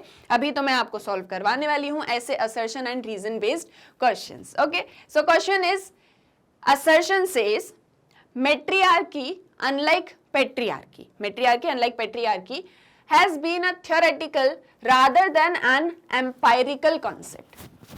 जो मेट्रियार्की का कॉन्सेप्ट है, ठीक है, वो पेट्रियार्की की तरह नहीं है। यहां पर थ्योरेटिकल ज्यादा है, एम्पायरिकल कम है। ठीक है, यानी बोलने में ये मैट्रियार्की का कॉन्सेप्ट उतना ज्यादा है जितना प्रैक्टिकली नहीं है, जैसा कि पैट्रियार्कल सिस्टम में होता है, जैसा कि पैट्रियार्कल सिस्टम में होता है। ये फर्स्ट है। रीजन है, there is no historical or anthropological evidence of matriarchy, that is societies where women exercise dominance। कोई भी हिस्टोरिकली या एंथ्रोपोलॉजिकली ऐसा एविडेंस है ही नहीं जहां पर मेट्रियार्कल सोसाइटीज एग्जिस्ट करती हों कि वुमेन्स जो हैं वो अपना डोमिनेशन चला रही हैं। ये एक चीज यहां पर कही जा रही है। अब आपके अकॉर्डिंग इन 4 ऑप्शंस में से करेक्ट आंसर क्या होना चाहिए वो आपको बताना है। So the correct answer is C, that is A is true but R is false। अब ये क्यों है कि A सही है और R गलत है? ठीक है, ऐसा क्यों है? क्योंकि देखो ये बात सही है कि जिस तरह से पेट्रियार्की में डोमिनेंस होता है मेल्स का, वैसा मेट्रियार्की में सेम डोमिनेंस फीमेल्स का नहीं हो पाता। ये बात सही है, लेकिन जो रीजन दिया गया है कि कोई हिस्टोरिकल एविडेंस नहीं है मेट्रियार्की का, ये गलत है। क्योंकि हमने खासी मेट्रीलिनियल सिस्टम पढ़ा हुआ है जहां पे डोमिनेटिंग रोल्स में कौन प्ले कर रही थी? वुमेन्स थी डोमिनेटिंग रोल्स में। ठीक है, तो ऐसा नहीं है कि हिस्टोरिकली इसका कोई एविडेंस नहीं है, एविडेंस है, बहुत से हैं ऐसे कि वुमेन्स भी डोमिनेट करी हैं। ठीक है, तो आंसर क्या हो गया? A is true but R is false. Reason is false. Then assertion is family is a site of bitter conflicts, injustice and violence। Family एक ऐसी जगह है जहां पर ढेर सारे कन्फ्लिक्ट्स भी होते हैं, इनजस्टिस भी होता है, वायलेंस भी होता है। Reason, family is a space of great warmth and care with stories of compassion, sacrifices and care। Family एक ऐसी जगह है जहां पर आप बहुत ही एक अटैचमेंट फील करते हो, बहुत केयरफुल माहौल होता है सारा कुछ, एंड यहाँ पर सेक्रीफाइसेस, केयर, ये सारी चीजें होती हैं। मतलब यहाँ पर आपको पॉजिटिव पॉइंट्स बताए जा रहे हैं, यहाँ पर आपको फैमिली के नेगेटिव पॉइंट्स बताए जा रहे हैं। अब आपको आंसर बताना है। Option is both are true and R is the correct explanation of A। both are true but R is not the correct explanation of A। A is true, R is false, A is false, R is true। क्या होगा सही answer? फटाफट बता दीजिए, अपनी notebooks में note कर लीजिए। So the correct answer is B, that is both are true but R is not the correct explanation of A। दोनों ही चीज सही है। फैमिली में पॉजिटिव पॉइंट्स भी होते हैं, नेगेटिव पॉइंट्स भी होते हैं, कॉन्फ्लिक्ट्स भी होते हैं, वार्मथ भी होती है, सपोर्ट भी होती है, केयर भी होता है, वायलेंस भी होते हैं, इनजस्टिस भी होता है। ये सब कुछ एक फैमिली के अंदर होता है। लेकिन यहाँ पर ये दोनों पॉइंट्स एक दूसरे से बिल्कुल अपोजिट है, कहीं से भी आर ए को एक्सप्लेन नहीं कर रहा है। तो सही आंसर क्या होगा? B, that is both are true but R is not the correct explanation of A. The next is a significant yet paradoxical change in the caste system in the contemporary period is that it has tended to become invisible among the upper caste, urban middle and upper classes। assertion ये कहता है कि cast system जो है contemporary period में, आज के समय में अगर हम देखें तो इनविजिबल हो चुका है, अदृश्य हो चुका है अपर कास्ट, अर्बन मिडिल और अपर अर्बन मिडिल क्लासेस के लिए। ठीक है, कास्ट सिस्टम एक तरीके से खत्म हो चुका है अर्बन मिडिल या अपर क्लासेस के लिए। Reason is caste plays no important role in private life. Caste private life में कोई रोल प्ले नहीं करता है। क्या है करेक्ट आंसर? फटाफट बता दीजिए। So answer is C, that is A is true but R is false. A तो सही है कि जैसे जैसे हम कंटेम्प्रेरी पीरियड में आ रहे हैं अपर कास्ट के लिए, अर्बन मिडिल क्लासेस के लिए, इनके लिए जो कास्ट सिस्टम है वो एक तरीके से खत्म हो चुका है। ठीक है, जो कास्ट सिस्टम है वो एक तरीके से खत्म हो चुका है, लेकिन प्राइवेट लाइफ में कास्ट का कोई रोल नहीं होता। ये गलत है। ये इसलिए गलत है क्योंकि जैसे हमने देखा था कि कास्ट इज एंडोगेमस। क्या एक चीज देखी थी हमने कि जो कास्ट सिस्टम होता है वो एंडोगेमस होती है। यहाँ पर आपको मैरिज से रिलेटेड रूल्स हैं, फूड शेयरिंग से रिलेटेड रूल्स हैं। अब मैरिज और फूड तो आपके प्राइवेट लाइफ का पार्ट हो गया, लेकिन फिर भी यहाँ पर कास्ट एक इंपॉर्टेंट रोल प्ले कर रहा है। तो कास्ट प्राइवेट लाइफ में भी रोल प्ले करता है। ठीक है, तो रीजन गलत हो गया आपका, लेकिन असर्शन सही है। तो सही आंसर क्या होगा? A is true but R is false, that is C. Next is caste are supposed to be complementary and competing groups। Caste system जो है, जो पूरा कास्ट ग्रुप है, यहाँ पर कॉम्प्लीमेंट्री और कंपीटिंग ग्रुप्स होते हैं। ठीक है, कैसे ग्रुप्स होते हैं? कॉम्प्लीमेंट्री भी हैं और कंपीटिंग भी हैं। Each caste has its own place in the system which cannot be taken by any other caste. हर एक कास्ट की अपनी प्लेस होती है कास्ट सिस्टम में जिसे कोई और नहीं ले सकता. जैसे हमने देखा था हायरार्की होती है, कोई टॉप पर है, कोई बॉटम पे है, कोई मिडिल पे है. तो जो बॉटम पे है वो अपर कास्ट का स्टेटस नहीं ले सकता, जो मिडिल पे है वो लोअर का स्टेटस नहीं ले सकता. तो यानी कि कास्ट सिस्टम में हर एक कास्ट की अपनी प्लेस है जिसे कोई और एक्वायर नहीं कर सकता है. ये दो हैं असर्शन एंड रीजन. अब आपको आंसर बताना है. Both are true, R is correct explanation of A. Both are true but R is not correct explanation of A. A is true, R is false, A is false and R is true. बताइए क्या है सही answer. Answer is D, that is A is false but R is true. ये हम जानते हैं कि cast system में हायरार्की होती है, सेगमेंटल ऑर्गेनाइजेशन है, हर एक कास्ट का अपना एक पोजीशन है, अपनी एक पोजीशन है जिसे कोई और कास्ट एक्वायर नहीं कर सकती, ना ही it is not a matter of choice. तो ये पॉइंट सही है. लेकिन कास्ट सिस्टम कॉम्प्लीमेंट्री है, कंपीटिंग है, ये पॉइंट गलत है. ठीक है, ये पॉइंट कैसा है, ये पॉइंट गलत है क्योंकि कास्ट सिस्टम कॉम्प्लीमेंट्री या कंपीटिंग नहीं होता, सबकी अपनी अपनी पोजीशंस हैं यहाँ पर. क्लियर है. देन है आपके case based questions, case based MCQs. यहां पर क्या होगा, यहां पर पैराग्राफ्स होंगे, आपको पैराग्राफ्स को रीड करना है, देन इनके अकॉर्डिंग आपसे क्वेश्चंस पूछे जाएंगे, आपको उन क्वेश्चंस को आंसर करना है. क्लियर है. Opinions also differ on the exact as of the caste system. Caste system की एग्जैक्टली कितनी एज हो चुकी है, यानी कि कितना पुराना सिस्टम है ये, इसको लेके आज भी ढेर सारे ओपिनियंस हैं. इट इज जनरली अग्रीड दो that the 4 Varn classification is roughly 3000 years old. इसके बावजूद भी जनरली ये बिलीव किया जाता है कि ये जो आपका 4 वर्ण क्लासिफिकेशन है, ये जो 4 वर्ण क्लासिफिकेशन है, ये करीब 3000 साल पुराना है. However, the caste system stood for different things in different time periods, so that it is misleading to think of the same system continuing for 3000 years. क्योंकि हमने देखा है कि डिफरेंट टाइम पीरियड्स में कास्ट सिस्टम डिफरेंट तरह से रहा है, तो ये एक चीज कहना कि 3000 ईयर्स से एक जैसा ही चलता रहा, ये शायद थोड़ा सा मिसलीडिंग होगा. क्योंकि in its earliest phase in the late Vedic period, रफली between 900 to 500 BC, caste system was really a varna system. Caste system was really a Varna system and consisted of only 4 major divisions. अगर हम late Vedic period की बात करें तो caste system वर्ण system था जहां पर 4 वर्ण हुआ करते थे, ब्राह्मण, क्षत्रिय, वैश्य एंड शूद्र. एंड ये जो है मेनली 4 डिविजन्स इसमें थे. मेनली हम 900 to 500 BC की बात कर रहे हैं.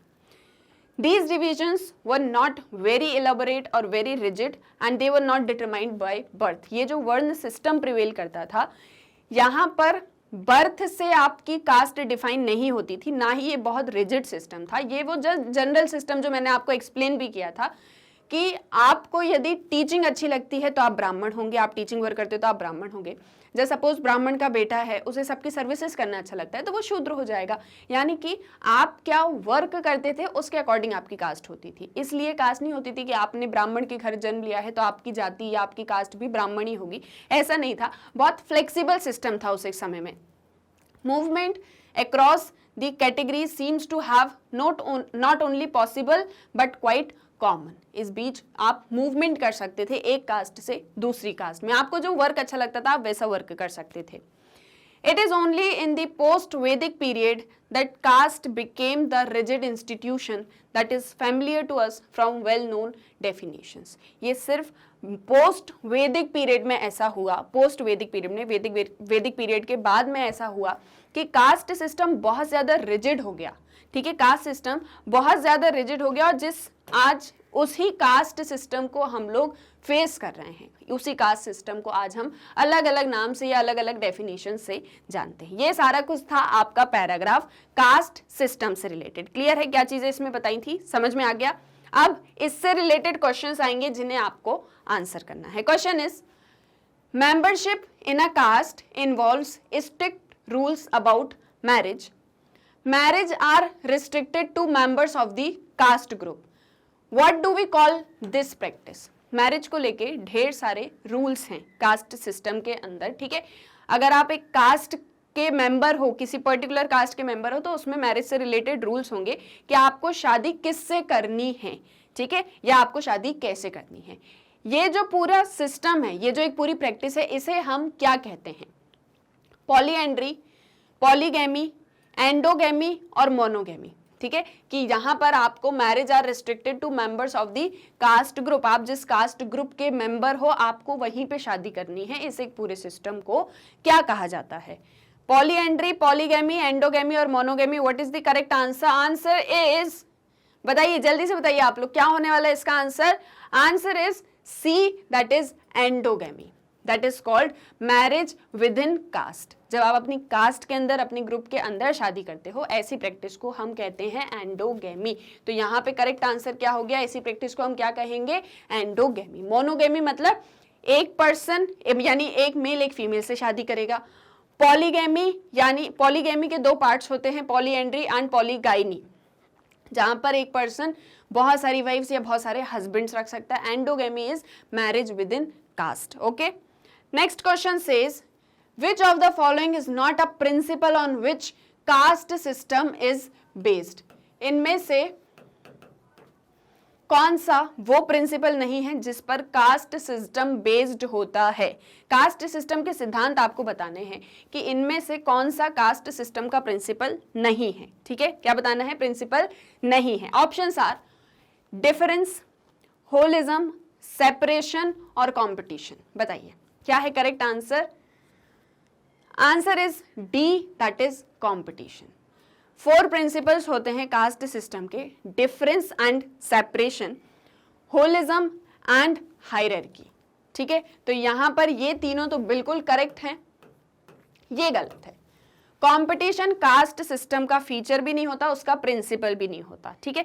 हम बात करते हैं डिफरेंस और सेपरेशन की। यहां पर डिफरेंसेस होते हैं, ठीक है, कास्ट सिस्टम के अंदर डिफरेंसेस होते हैं, अलग अलग कास्ट होती है, सभी को सेपरेट रहना चाहिए। इस सेपरेशन के बाद भी हम सभी होलिज्म में रहते हैं, एज अ होल रहते हैं, हम एक ही समाज का पार्ट होते हैं। क्योंकि अगर हर एक कास्ट अपनी अपनी सोसाइटीज बनाने लगेगी तो वो डाइवर्सिटी हो जाएगी सोसाइटीज के अंदर, वो डाइवर्सिटी सोसाइटीज के अंदर हो जाएगी, यानी डिफरेंट डिफरेंट सोसाइटीज हो जाएंगी, आप आइसोलेटेड हो जाओगे, आप एक साथ नहीं रहोगे। जब आप एक साथ रहते हो, उस एक साथ रहने में जब बहुत सारी डाइवर्सिटी होती है, बहुत सारे डिफरेंसेस होते हैं, इनइक्वालिटीज होती, तब कास्ट सिस्टम जन्म लेता है। तो होलिज्म इसका कैरेक्टरिस्टिक होगा, यानी प्रिंसिपल होगा, एंड साथ ही हायरार्की। कंपटीशन इसमें कहीं से भी कास्ट सिस्टम का प्रिंसिपल नहीं है। तो इस क्वेश्चन के according correct answer is D, that is competition. Okay, next question says caste were traditionally linked to occupations. जो कास्ट होती है वो ऑक्यूपेशंस से ही लिंक्ड अप होती है, and caste based occupations are in nature, ठीक है। कास्ट जो है वो ऑक्यूपेशन से लिंक्ड अप होती है, एंड जो ये कास्ट बेस्ड ऑक्यूपेशंस होती हैं ये कैसी होती हैं? हेरिडिटरी, इक्वल, सेगमेंटरी और लेस रिजिड। आपको ये बताना है। जो कास्ट होती है वो ऑक्यूपेशन से लिंक्ड अप होती है, ये हम जानते हैं। आप क्या क्या वर्क करोगे ये कास्ट सिस्टम डिफाइन कर देता है। कास्ट बेस्ड ऑक्यूपेशंस कैसी होती हैं, ठीक है। अब आप जस्ट सपोज आप किसी पर्टिकुलर कास्ट से बिलोंग करते हो, उस कास्ट का वर्क है खाना बनाना, जस्ट सपोज उस कास्ट का वर्क है खाना बनाना, तो ये किस नेचर में है, ये ऑक्यूपेशंस किस तरह की होती हैं? हेरिडिटरी है, इक्वल है, सेगमेंटरी है या लेस रिजिड है? बताइए कैसी हैं ये cast based occupations? Answer is A, that is hereditary. Hereditary क्यों है? क्योंकि आज आपकी जो ऑक्यूपेशन है वो कल को आपके बेटे की ऑक्यूपेशन होने वाली है, देन उसके बेटे का भी जो बेटा होगा उसकी भी यही ऑक्यूपेशन होने वाली है, यानी ये हेरिडिटरी है, एक से दूसरे में पास ऑन होती जाती है। इक्वल नहीं है, सेगमेंटरी भी नहीं है, एंड लेस रिजिड भी नहीं है, ठीक है। तो सही आंसर क्या हो गया यहाँ पर? हेरिडिटरी की कास्ट बेस्ड ऑक्यूपेशंस क्या होती है? हेरिडिटरी होती हैं। क्लियर है? Next is which of the following is not a correct statement about the term जाति। जाति के बारे में यहाँ पर कौन सा स्टेटमेंट सही नहीं है ये आपको बताना है। It is a local classification that varies from region to region. ये एक लोकल क्लासिफिकेशन है जो एक रीजन से दूसरे रीजन में वरी करता है। It has segmental organisation. जाति में सेगमेंटल ऑर्गेनाइजेशन होती है, जाति होती है, सब जातियां होती हैं, ऐसा ये कहना चाह रहा है ऑप्शन, ठीक है। मैं नहीं कह रही हूं, ऑप्शन कह रहा है ऐसा। मेंबरशिप इन अ जाति involves rules about food and food sharing. अगर आप किसी पर्टिकुलर जाति के मेंबर हो तो आप अपना खाना किसके साथ खाओगे और कैसा खाओगे, इस चीज को लेकर रूल्स होंगे। It is an all India aggregative classification, ये पूरे भारत में जो है क्लासिफिकेशन चलता है।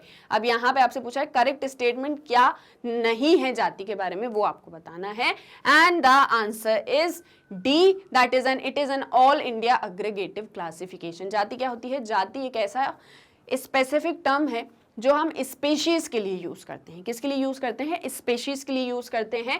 तो ये सेगमेंटल भी है और यहाँ पर रूल्स भी होते हैं और ये रीजन टू रीजन वरी भी करती है।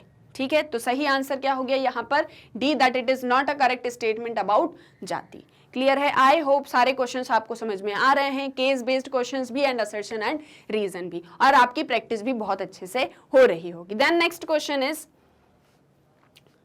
compared to the ancient past, we know a lot more about caste in our recent history. If modern history is taken to begin with the 19th century, then Indian independence in 1947 offers a natural dividing line between the colonial period and the post-independence or post-colonial period. क्या कहा जा रहा है कि ancient past से ही हम cast system के बारे में जानते हैं, और जब 1947 में इंडिया इंडिपेंडेंट होता है तो यहाँ से इंडिया के लिए एक नेचुरली डिवाइडिंग लाइन बन जाती है कि जो भी चीज़ें 1947 के पहले हुई थी वो आ गई आपकी कॉलोनियल पीरियड के अंदर, एंड जो भी 1947 के बाद में हुआ है वो आ गया आपका post independence period. Now the present form of caste as a social institution has been shaped very strongly by both the colonial period as well as the rapid changes that have come about in independent period। और अगर हम बात करें, ये जो हम दो periods की बात कर रहे हैं, एक 1947 के पहले, एक 1947 के बाद, तो दोनों ही हमें कास्ट सिस्टम के बारे में ढेर सारी चीज़ें बताते हैं। ठीक है, यानी कास्ट सिस्टम के बारे में आपको बहुत कुछ जानने को मिलता है, एंड जो भी चेंजेस आए हैं स्पेशली पोस्ट इंडिपेंडेंट इंडिया में कास्ट सिस्टम से रिलेटेड, वो सारा कुछ आपको जानने को मिलता है। ये सारा कौन कह रहा है? ये आपके पैराग्राफ में दिया गया है। अब पैराग्राफ से रिलेटेड आपको क्वेश्चंस मिलेंगे जिनके आंसर्स आपको बताने हैं। So question is, choose the incorrect statement about position of caste and caste based issues in the nationalist movement. Nationalist movement में कास्ट और कास्ट बेस्ड जो भी इश्यूज चल रहे थे उनके रिगार्डिंग क्या पोजीशन थी कास्ट सिस्टम की। ठीक है, कास्ट सिस्टम की नेशनलिस्ट मूवमेंट के टाइम पे क्या सिचुएशंस थी वो आपको बताना है, एंड स्पेशली आपको इसमें ये चीज़ बतानी है कि ये जो 4 ऑप्शंस आपको दिए हैं इस कंटेक्स्ट में क्या गलत है। Incorrect statement about position of caste system in the nationalist movement, incorrect statement आपको बताना है। Options are, anti untouchability became a significant part of the Congress agenda, यानी कि कांग्रेस ने एंटी अनटचेबिलिटी प्रोग्राम को बहुत ज्यादा importance the. There was an initiative taken to organize depressed classes from both ends of the caste spectrum. Caste spectrum के दोनों ही and से, यानी अपर कास्ट की तरफ से भी लोअर कास्ट की तरफ से भी हमने डिप्रेस्ड क्लासेस को ऑर्गेनाइज करना स्टार्ट किया, यानी इसके लिए एफर्ट्स लोअर कास्ट पीपल्स ने भी की, अपर कास्ट पीपल्स ने भी की। The dominant view was to treat caste as a social level and as a colonial ploy to divide Indians. ये एक चीज कही गई कि ये जो पूरा कास्ट सिस्टम है ये एक सामाजिक बुराई है जिसे कॉलोनियल्स ने मिलके बनाया है इंडियंस को डिवाइड करने के लिए। नेक्स्ट ऑप्शन ये है, efforts to organize the depressed classes and particularly the untouchable caste began during the nationalist movement। ठीक है, यानी कि जो डिप्रेस्ड क्लासेस जो थी और जो स्पेशली अनटचेबल कास्ट थी उन्हें हमने ऑर्गेनाइज करना स्टार्ट किया था नेशनलिस्ट मूवमेंट से। ये एक चीज यहाँ पर कही जा रही। तो क्वेश्चन मैंने आपको एक्सप्लेन कर दिया, ऑप्शंस मैंने आपको बता दिया, अब आप बताएंगे कि इसका करेक्ट आंसर क्या है, यानी कि यहाँ पर कौन सा स्टेटमेंट इनकरेक्ट है रिगार्डिंग कास्ट सिस्टम इन नेशनलिस्ट मूवमेंट, आपको बताना है। बताइए, वापस से रीड कर लीजिए जल्दी से क्वेश्चन को एंड देन आंसर बताइए। The correct answer here is option D। D यहाँ पर इनकरेक्ट स्टेटमेंट है, यानी क्वेश्चन के अकॉर्डिंग आंसर है D, लेकिन जो पूछा गया है कि इनकरेक्ट स्टेटमेंट क्या है कास्ट सिस्टम के रिगार्डिंग नेशनलिस्ट मूवमेंट में, तो ऑप्शन डी इनकरेक्ट है। इसलिए क्योंकि यहाँ पर यह कहा जा रहा है कि डिप्रेस्ड क्लासेस को और अनटचेबल्स को नेशनलिस्ट मूवमेंट के टाइम पे ऑर्गेनाइज किया था। ये बात गलत है, क्योंकि इन्हें हमने second half of 19th century से ही ऑर्गेनाइज करना स्टार्ट कर दिया था, यानी कि around 1920s। Okay, around 1920s हमने इन्हें ऑर्गेनाइज करना स्टार्ट कर दिया था, ताकि फिर ये भी जो है अपने राइट्स के लिए खड़े होना शुरू करें। ठीक है, बाकी सभी स्टेटमेंट सही हैं। कांग्रेस ने एंटी अनटचेबिलिटीज प्रोग्राम से स्टार्ट किए थे। डिप्रेस्ड क्लासेस के लिए बहुत सारे इनिशिएटिव्स लिए गए थे, एंड ये भी चीज़ कही गई थी कि जो कास्ट सिस्टम है वो एक प्लॉय है कॉलोनियल्स का इंडियंस को डिवाइड करने के लिए। तो ये तीनों स्टेटमेंट सही है, एंड ये जो फोर्थ स्टेटमेंट है आपका ये इनकरेक्ट है। क्लियर है? Next question says The post-independence Indian state inherited and reflected the contradictions of nationalist movement। यानी कि जब पोस्ट इंडिपेंडेंस पीरियड की बात चल रही है 1947 के बाद, ठीक है, यहां से जो इंडियन स्टेट है उसने जो भी नेशनलिस्ट मूवमेंट में कास्ट से रिलेटेड कॉन्ट्रडिक्शंस थे उन सभी से लर्न करके बहुत सी चीजें इनहेरिट करी थी। Choose the incorrect statement about the post independence Indian state. अब यहाँ पर आपको पोस्ट इंडिपेंडेंस इंडियन स्टेट से रिलेटेड कुछ स्टेटमेंट्स दिए हैं, उसमें से कौन सा स्टेटमेंट गलत है ये आपको बताना है। ऑप्शन सुनिए अब। The state was committed to the abolition of caste and explicitly wrote this into the constitution। State ने कहा कि हम कास्ट सिस्टम को खत्म कर देंगे और इसे अपने संविधान में लिखा। ये ऑप्शन फर्स्ट है। Second option is The state was both unable and unwilling to push through the radical reforms which would have undermined the economic basis of caste inequality। State किसी भी तरह के, ना ही वो लेना चाहता था, किसी भी तरह के स्टेप्स नहीं लेना चाहता था, और वो अनेबल भी था, ले भी नहीं सकता था, किसी तरह की कोई रेडिकल रिफॉर्म्स नहीं कर सकता था कास्ट बेस्ड इनइक्वालिटीज को खत्म करने के लिए। ठीक है, कास्ट बेस्ड इनइक्वालिटीज जो होती हैं उन्हें खत्म करने के लिए स्टेट किसी भी तरह के रेडिकल रिफॉर्म्स लेने के लिए अनेबल भी था और अनविलिंग भी था। ये सेकंड ऑप्शन है। Third option is it is assume that if it operated in a caste blind manner this would automatically lead to undermining caste based privileges. State ने ये चीज अज्यूम कर ली थी कि अगर हम कास्ट को देखेंगे ही नहीं तो कास्ट सिस्टम अपने आप खत्म हो जाएगा। जैसे होता है ना कि आप किसी चीज को इग्नोर कर दोगे तो फिर वो आपको अफेक्ट नहीं करेगी। ये थर्ड ऑप्शन है। Fourth option is the state made sufficient efforts to deal with the fact that the upper caste and the lower caste were far from equal in economic and educational terms.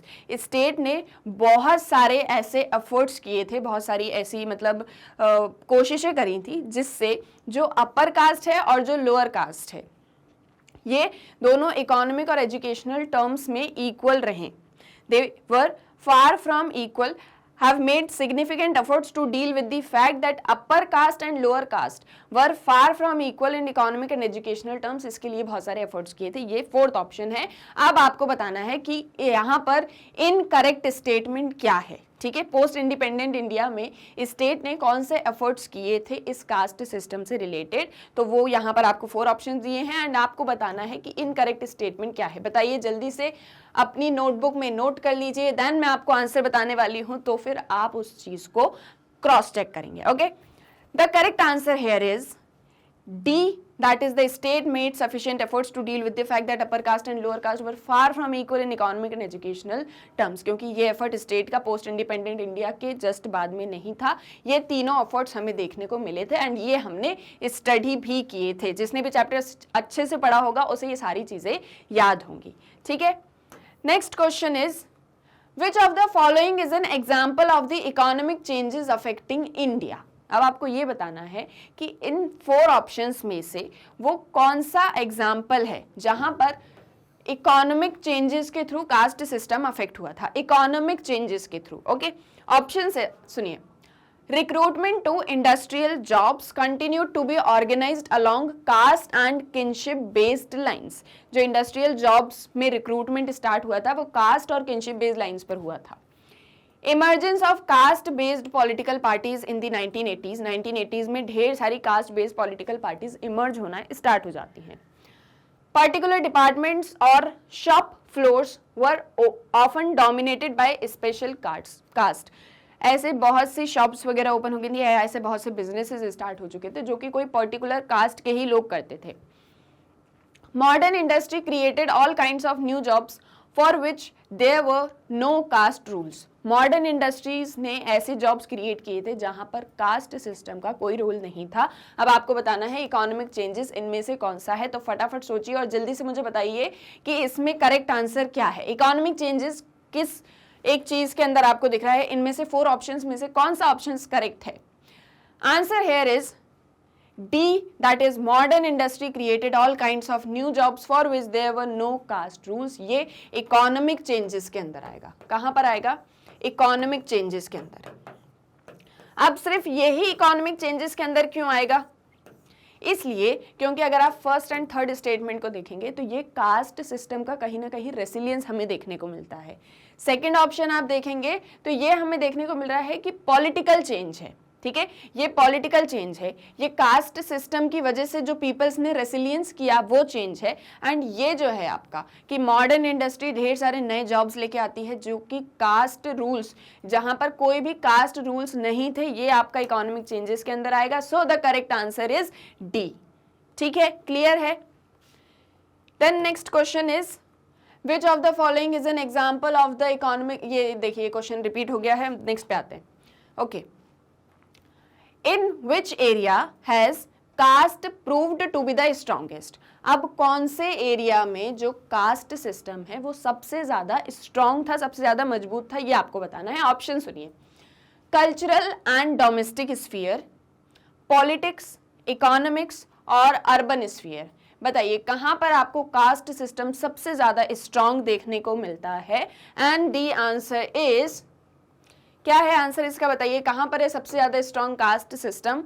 We can say it in the domestic and cultural sphere. So correct answer is A, cultural and domestic sphere में हमें caste system सबसे ज्यादा मजबूत देखने को मिलता है। वैसे भी ये स्टार्ट डोमेस्टिक स्फीयर से ही हुआ था, फिर धीरे धीरे कल्चर में हो गया, कल्चर से सोसाइटी में आ गया, सोसाइटी से फिर इकोनॉमिक लाइफ में आया, ऑक्यूपेशन में आया, वहां से पॉलिटिक्स में आ गया, देन हम मॉडर्नाइजेशन की तरफ आते हैं तो फिर धीरे धीरे अर्बन स्फीयर में भी जो है कास्ट सिस्टम प्रिवेल होना स्टार्ट होता है। लेकिन सबसे स्ट्रांग अगर हम देखें कास्ट सिस्टम को तो वो हमें कहाँ देखने को मिलता है? डोमेस्टिक एंड कल्चरल स्फीयर में। ठीक है, हम जिस संस्कृति में रहते हैं, जिस हमारी जो सभ्यता है उसके अंदर, और हमारी डोमेस्टिक, हमारी पर्सनल स्फीयर्स में हमें कास्ट सिस्टम देखने को मिलता है। नेक्स्ट पैराग्राफ ये, ओके, ट्राइबल से रिलेटेड पैराग्राफ है। Now read the following text and answer the following questions on the basis of the same. Tribe is a modern term for communities that are very old, being among the oldest inhabitants of the subcontinent. ठीक है, tribes in India have generally been defined in terms of what they were not. अब यहाँ पर tribes के बारे में आपको बताया जा रहा है कि ट्राइब्स कौन है? Oldest inhabitants of the subcontinent, जो सबसे पुराने लोग हैं। ठीक है, इसके बाद में जो ट्राइब्स हैं, इंडिया में जो ट्राइब्स हैं, उन्हें इस तरह से डिफाइन किया जाता है कि उनके पास में क्या चीज़ें नहीं हैं, जो भी चीज़ें उनके पास में नहीं हैं उस तरह से उन्हें डिफाइन करते हैं। कैसे? ट्राइब्स वो communities that did not practice a religion, जिनका कोई अपना एक पर्टिकुलर रिलीजन नहीं होता, विथ अ रिटन टेक्स्ट, एक रिटन टेक्स्ट के साथ में उनका पर्टिकुलर अपना कोई रिलीजन नहीं होता, with a written text. Did not have state और political form of normal kind, जैसे नॉर्मली एक स्टेट होता है, वहां पर पॉलिटिकल अथॉरिटी है, लेजिस्लेचर, जुडिशरी, इस तरह का एक ऑर्गेनाइज्ड स्टेट उनका नहीं होता। Did not have sharp class divisions, इनके अंदर क्लास डिविजन्स नहीं होते, कास्ट डिविजन्स नहीं होते। दे वर नीदर हिंदूज नॉर पीजेंट्स, ये ना ही हिंदू कम्युनिटी के अंदर आते हैं ना ही पीजेंट्स के अंदर आते हैं। The term was introduced in the colonial era, इस टर्म को, ये जो ट्राइबल वर्ड है, ट्राइब है, इसे हमने कॉलोनियल एरा में इंट्रोड्यूस किया था।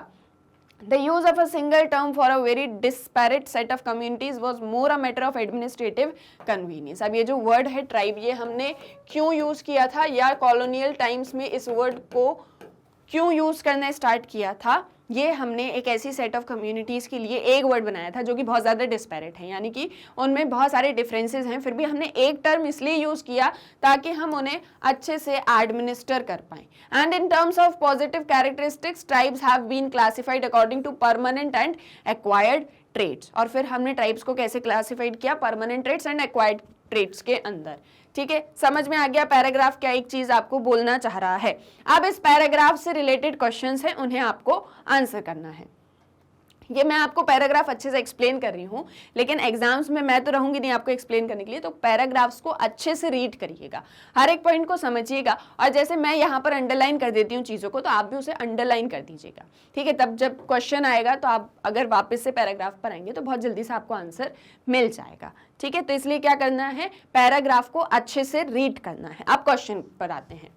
Which of the following is not a permanent trait of tribes in India? अब आपसे पूछा है कि इनमें से कौन सा ट्राइब्स का परमानेंट ट्रेट नहीं है। ठीक है, परमानेंट ट्रेट नहीं है, ये आपको बताना है। So options are region, ecological habitat, mode of livelihood और लैंग्वेज। बताइए क्या नहीं है परमानेंट ट्रेट। तो पहले तो रिकॉल कर लीजिए कि परमानेंट ट्रेट्स क्या होते हैं ट्राइब के, और फिर फटाफट मुझे आंसर बता दीजिए। The correct answer here is C, that is mode of livelihood। ये इनके परमानेंट ट्रेट्स में नहीं आता। ठीक है, परमानेंट ट्रेट्स जो सभी ट्राइब्स के अंदर आपको देखने को मिलेंगे, जैसे वो अपने रीजन को लेके बहुत ज़्यादा स्पेसिफिक होते हैं, उनका अपना इकोलॉजिकल हैबिटेट होता है, उनकी अपनी लैंग्वेज भी होती है ट्राइब्स की।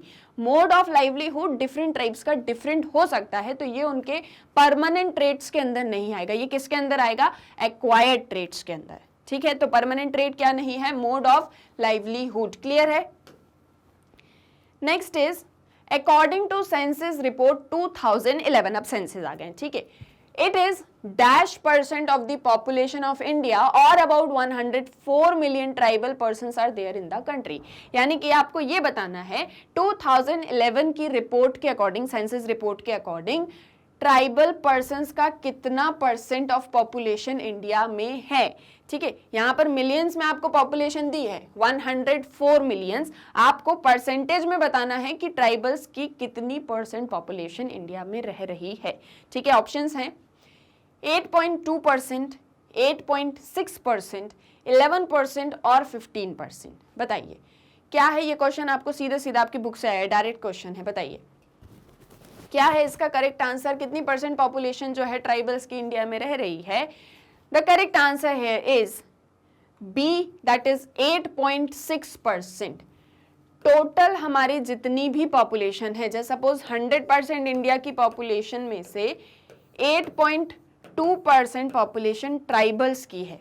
ठीक है, कितनी पॉपुलेशन, 8.2% ट्राइबल्स की है according to census report of 2011। ये 2011 का डेटा है, तो अब जो है रेशियो चेंज भी हो सकता है, लेकिन आपसे 2011 पूछा है तो आपको उसके अकॉर्डिंग ही आंसर करना है। ठीक है, बहुत सी जगह पर ये क्वेश्चंस के डिफरेंट आंसर्स भी दिए गए हैं, जैसे 11% भी दिया है, कहीं पे 8.6% भी दिया है, तो आप यहाँ पर एनसीईआरटी को फॉलो करिएगा। ठीक है, आपकी बुक में जो आंसर दिया हो, आपकी बुक के अकॉर्डिंग 8.6% आंसर दिया है। Okay, then next question is, if we look at the share of tribals in the state population, then the northeastern states have the highest concentrations, with all states except dash having concentrations of more than 30%. fill in the blanks using the following options। यहाँ पर क्या answer आने वाला है ये आपको बताना है, and the options are Nagaland, Meghalaya, Assam और अरुणाचल प्रदेश।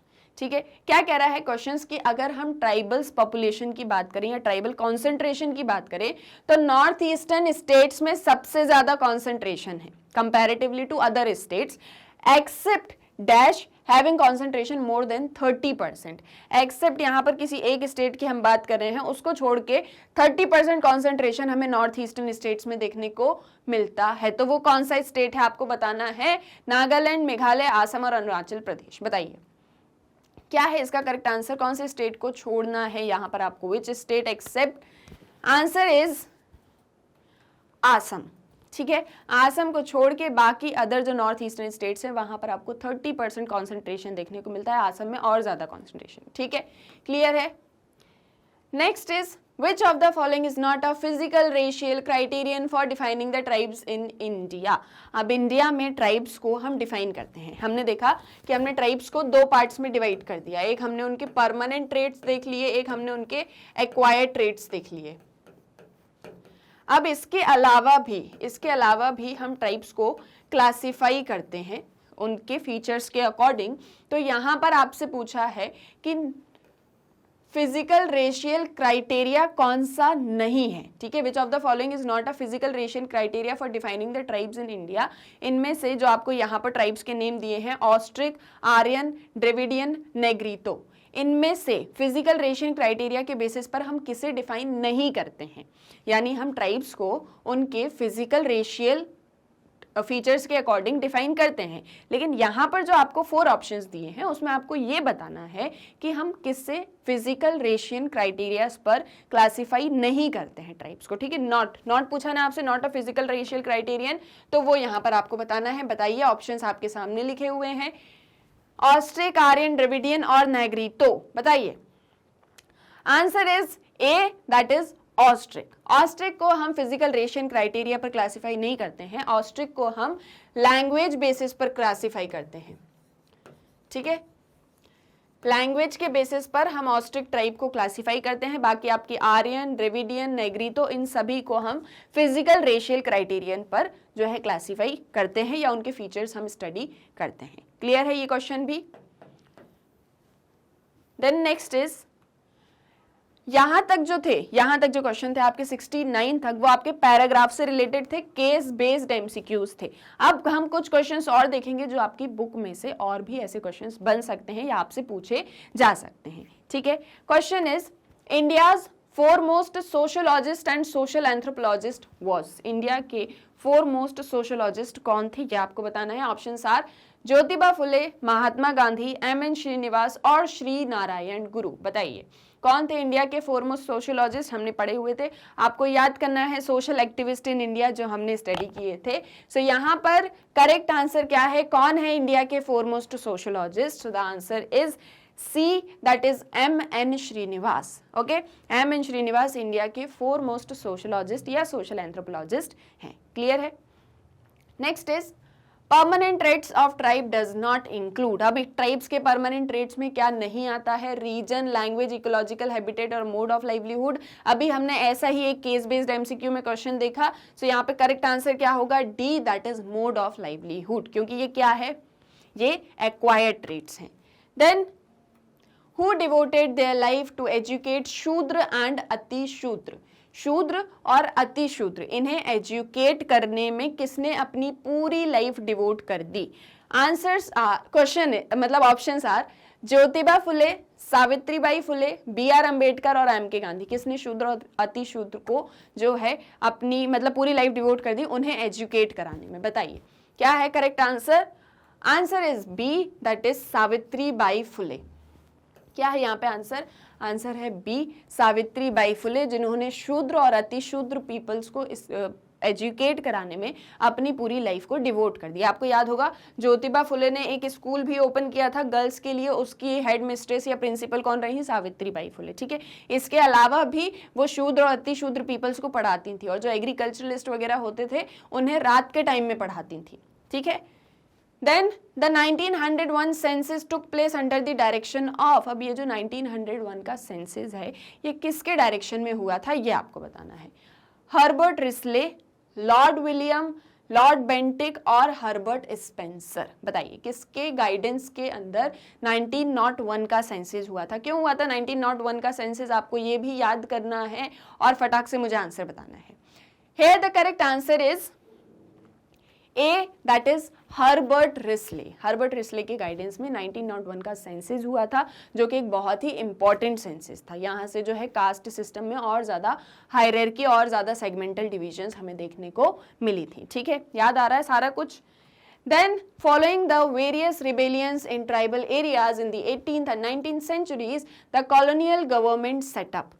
अब 18 और 19 सेंचुरी में जो ट्राइबल रिबेलियंस हुए थे, ठीक है, ट्राइबल एरियाज में जो भी रिबेलियंस किए थे ट्राइबल पीपल ने, इसे देखते हुए कॉलोनियल गवर्नमेंट ने क्या सेटअप किया था? Tribal villages, included areas, excluded areas और न्यू फॉरेस्ट। बताइए क्या बना दिया था कॉलोनियल गवर्नमेंट ने जब ट्राइबल रिबेलियंस बहुत ज्यादा बढ़ गई थी? So the government setup excluded areas. याद आया? Protected areas, reserved forest, excluded areas, इस तरह के एरियाज जो है गवर्नमेंट ने अनाउंस कर दिए थे ट्राइबल रिबेलियंस को देखते हुए। Then caste is an institution uniquely associated with, अब कास्ट एक ऐसा इंस्टीट्यूशन है जो किसके साथ में बहुत यूनिकली एसोसिएटेड है? Asian subcontinent, European subcontinent, American subcontinent और इंडियन सब कॉन्टिनेंट। इसका आंसर भी बहुत अच्छे से, बहुत इजीली आप लोग देख सकते हैं, and the answer is D, that is Indian सब कॉन्टिनेंट। कास्ट सिस्टम सबसे ज्यादा प्रेवलेंट इंडियन सिस्टम में ही है और यूनिकली एसोसिएटेड भी इंडिया में ही है, ठीक है। Then caste system does not involve, अब कास्ट सिस्टम क्या इन्वॉल्व नहीं करता है?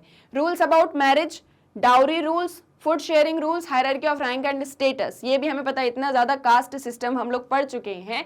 सो क्या है इसका करेक्ट आंसर? क्या इन्वॉल्व नहीं करता है caste system? Answer is B, that is dowry rules. Marriage related rules होते हैं जिसे हम एंडोगैमी बोलते हैं। फूड शेयरिंग रूल्स भी हैं कि आप किसके साथ में अपना खाना शेयर करोगे, किसके साथ में बैठ के खाओगे, कैसा खाना खाओगे। Hierarchy of rank and status, ये भी इसमें होती है, हायरार्की होती है, कोई टॉप पे है, कोई बॉटम पे है, कोई मिडिल पर है। डाउरी रूल्स कास्ट सिस्टम के अंदर नहीं होते, स्पेसिफिकली नहीं होते, ठीक है, स्पेसिफिकली डिफाइंड नहीं होते। तो correct answer is B, that is dowry rules. Next question is tribes in India have generally been defined in terms of what they were not. In this context, tribes were communities that did not. अब tribes को India में कैसे define किया जाता है कि उनके पास में क्या नहीं है? तो इस कंटेक्स्ट में ट्राइब्स के पास में क्या नहीं है? Practice a religion with written text, they did not practice a religion with written text, did not have state or political form of normal kind, did not have sharp class divisions or all of the above. बताइए क्या है correct answer? Answer is D, that is all of the above, ठीक है, clear है यहाँ पर, क्योंकि cast या जो ट्राइबल कम्युनिटीज हैं, सॉरी ट्राइबल कम्युनिटीज के पास में ये सारी चीजें नहीं होती हैं। तो करेक्ट आंसर क्या होगा? All of the above. ये अभी हमने पैसेज में भी इसी तरह का एक क्वेश्चन डील किया था, ठीक है, पैसेज में भी पढ़ा है इसको।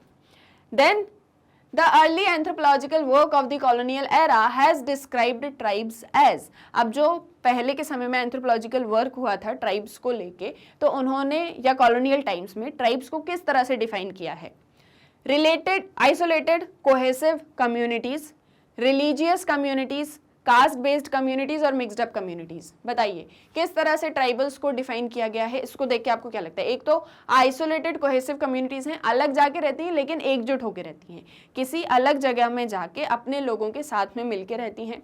रिलीजियस कम्युनिटीज हैं, बहुत ज़्यादा धर्म को प्रधान मानती हैं। कास्ट बेस्ड कम्युनिटीज़ हैं, यहाँ पर कास्ट सिस्टम चलता है। या मिक्स्ड अप कम्युनिटीज़ हैं, बहुत सारी चीज़ों से मिक्स्ड अप होके बनी है, बहुत सारे पीपल से मिक्स्ड अप होके बनी है। बताइए क्या है tribal communities? Answer is A, that is isolated cohesive communities. Clear है? Next question is two broad set of issues have been most important in giving rise to tribal movements. अब ये जो ट्राइबल मूवमेंट्स हुई हैं इसमें दो issues बहुत important थे जिसकी वजह से ट्राइबल मूवमेंट्स हुई हैं। These are issues relating to, ठीक है, ये इश्यूज कैसे थे? दो इश्यूज की बात चल रही है जो कि बहुत इंपॉर्टेंट है in giving rise to tribal movements. Option सुनिए, control over vital economic resources, ethnic cultural identity, both A and B और नन। बताइए क्या है करेक्ट आंसर इसका? किस वजह से ट्राइबल रिबेलियंस हुए थे? क्योंकि उनके रिसोर्सेज को कंट्रोल कर लिया गया था, या फिर उनकी एथनिक कल्चरल आइडेंटिटी से रिलेटेड ढेर सारे इश्यूज थे? बोथ, दोनों ही ऑप्शन सही हैं या फिर कोई भी ऑप्शन सही नहीं है? क्या है इसका answer? Answer is C, that is both A and B, दोनों ही ऑप्शंस यहाँ पर करेक्ट हैं। Then The expression joint family, last question है ये आपका। The expression joint family is not the translation of any Indian word like that. It's interesting to note that the word used for joint family in most of the Indian languages are the equivalent of transitions of the English word joint family. Who said this? ये quotation किसका है, किसने बताया है? बताइए। सुब्रमण्यम स्वामी, I.P. Desai, Mahatma Gandhi और Ayyankali. And the correct answer is B, that is I P. Desai. I P. Desai का quotation है, ये आपकी बुक में भी दिया है। Okay, so I hope now कि अब आपका चैप्टर 3 बहुत अच्छे से प्रिपेयर हो चुका है। हम डिटेल डिस्कशन भी कर चुके हैं, रिवीजन भी कर चुके हैं, अब तो हमने एमसीक्यूज भी कर लिए। और एमसीक्यूज हमने बुक से तो लिए ही हैं, साथ ही साथ और इसके अलावा क्या क्वेश्चंस आपसे पूछे जाते हैं वो भी हमने यहाँ पर इंक्लूड कर लिया है। सो आई होप सारी चीज़ें क्लियर हो गई होंगी, कोई भी डाउट नहीं होगा। Still if you have any doubt so आप कमेंट सेक्शन में पूछ सकते हैं। सकते हैं। ओके, एक और चीज़ कि आप मैग्नेट ब्रेन्स की वेबसाइट को कैसे एक्सेस कर सकते हैं। आपको क्या करना है, गूगल पे जाना है, magnetbrains.com एंटर करना है। जैसे ही एंटर करेंगे magnet brains education platform open हो जाएगा। स्क्रॉल करेंगे, देखेंगे यहाँ पे किंडरगार्टन से लेके 12th क्लास तक के सारे क्लासेस के वीडियोस अवेलेबल हैं। आपको क्या करना है, जो भी क्लास स्टडी करनी है, जैसे सपोज आपको क्लास 12th स्टडी करनी है, क्लास 12th पे क्लिक किया, क्लास से रिलेटेड सारे सब्जेक्ट के वीडियोस यहाँ पर आए, स्क्रॉल किया, और भी वीडियोस आपको देखने को मिलेंगे। सभी के नीचे वॉच नाउ का बटन है। अब आपको जो भी सब्जेक्ट स्टडी करना है, वॉच नाउ पे क्लिक किया, सब्जेक्ट से रिलेटेड चैप्टर वाइज वीडियोस आए, चैप्टर पे क्लिक करेंगे, चैप्टर से रिलेटेड सब टॉपिक्स आएंगे, सभी के आगे वॉच नाउ का बटन है। अब जो भी वीडियो देखना है, वॉच नाउ पे क्लिक किया और ये वीडियो ओपन। यहाँ से आपको नेक्स्ट वीडियो देखना है, नेक्स्ट वीडियो पर क्लिक करिए। ये नहीं देखना है कुछ और टॉपिक, कोई और सब्जेक्ट स्टडी करना है, यहाँ से कैंसिल कर दीजिए। सो बहुत ही इजीली आप मैग्नेट ब्रेन्स की वेबसाइट को एक्सेस कर सकते हैं। ये आपको 100% फ्री ऑनलाइन एजुकेशन प्रोवाइड करती है। सो जल्दी से चैनल को सब्सक्राइब कर दीजिए और आज के इस वीडियो को लाइक एंड शेयर करना मत भूलिएगा। हम मिलेंगे हमारे नेक्स्ट वीडियो लेक्चर में। Thank you very much.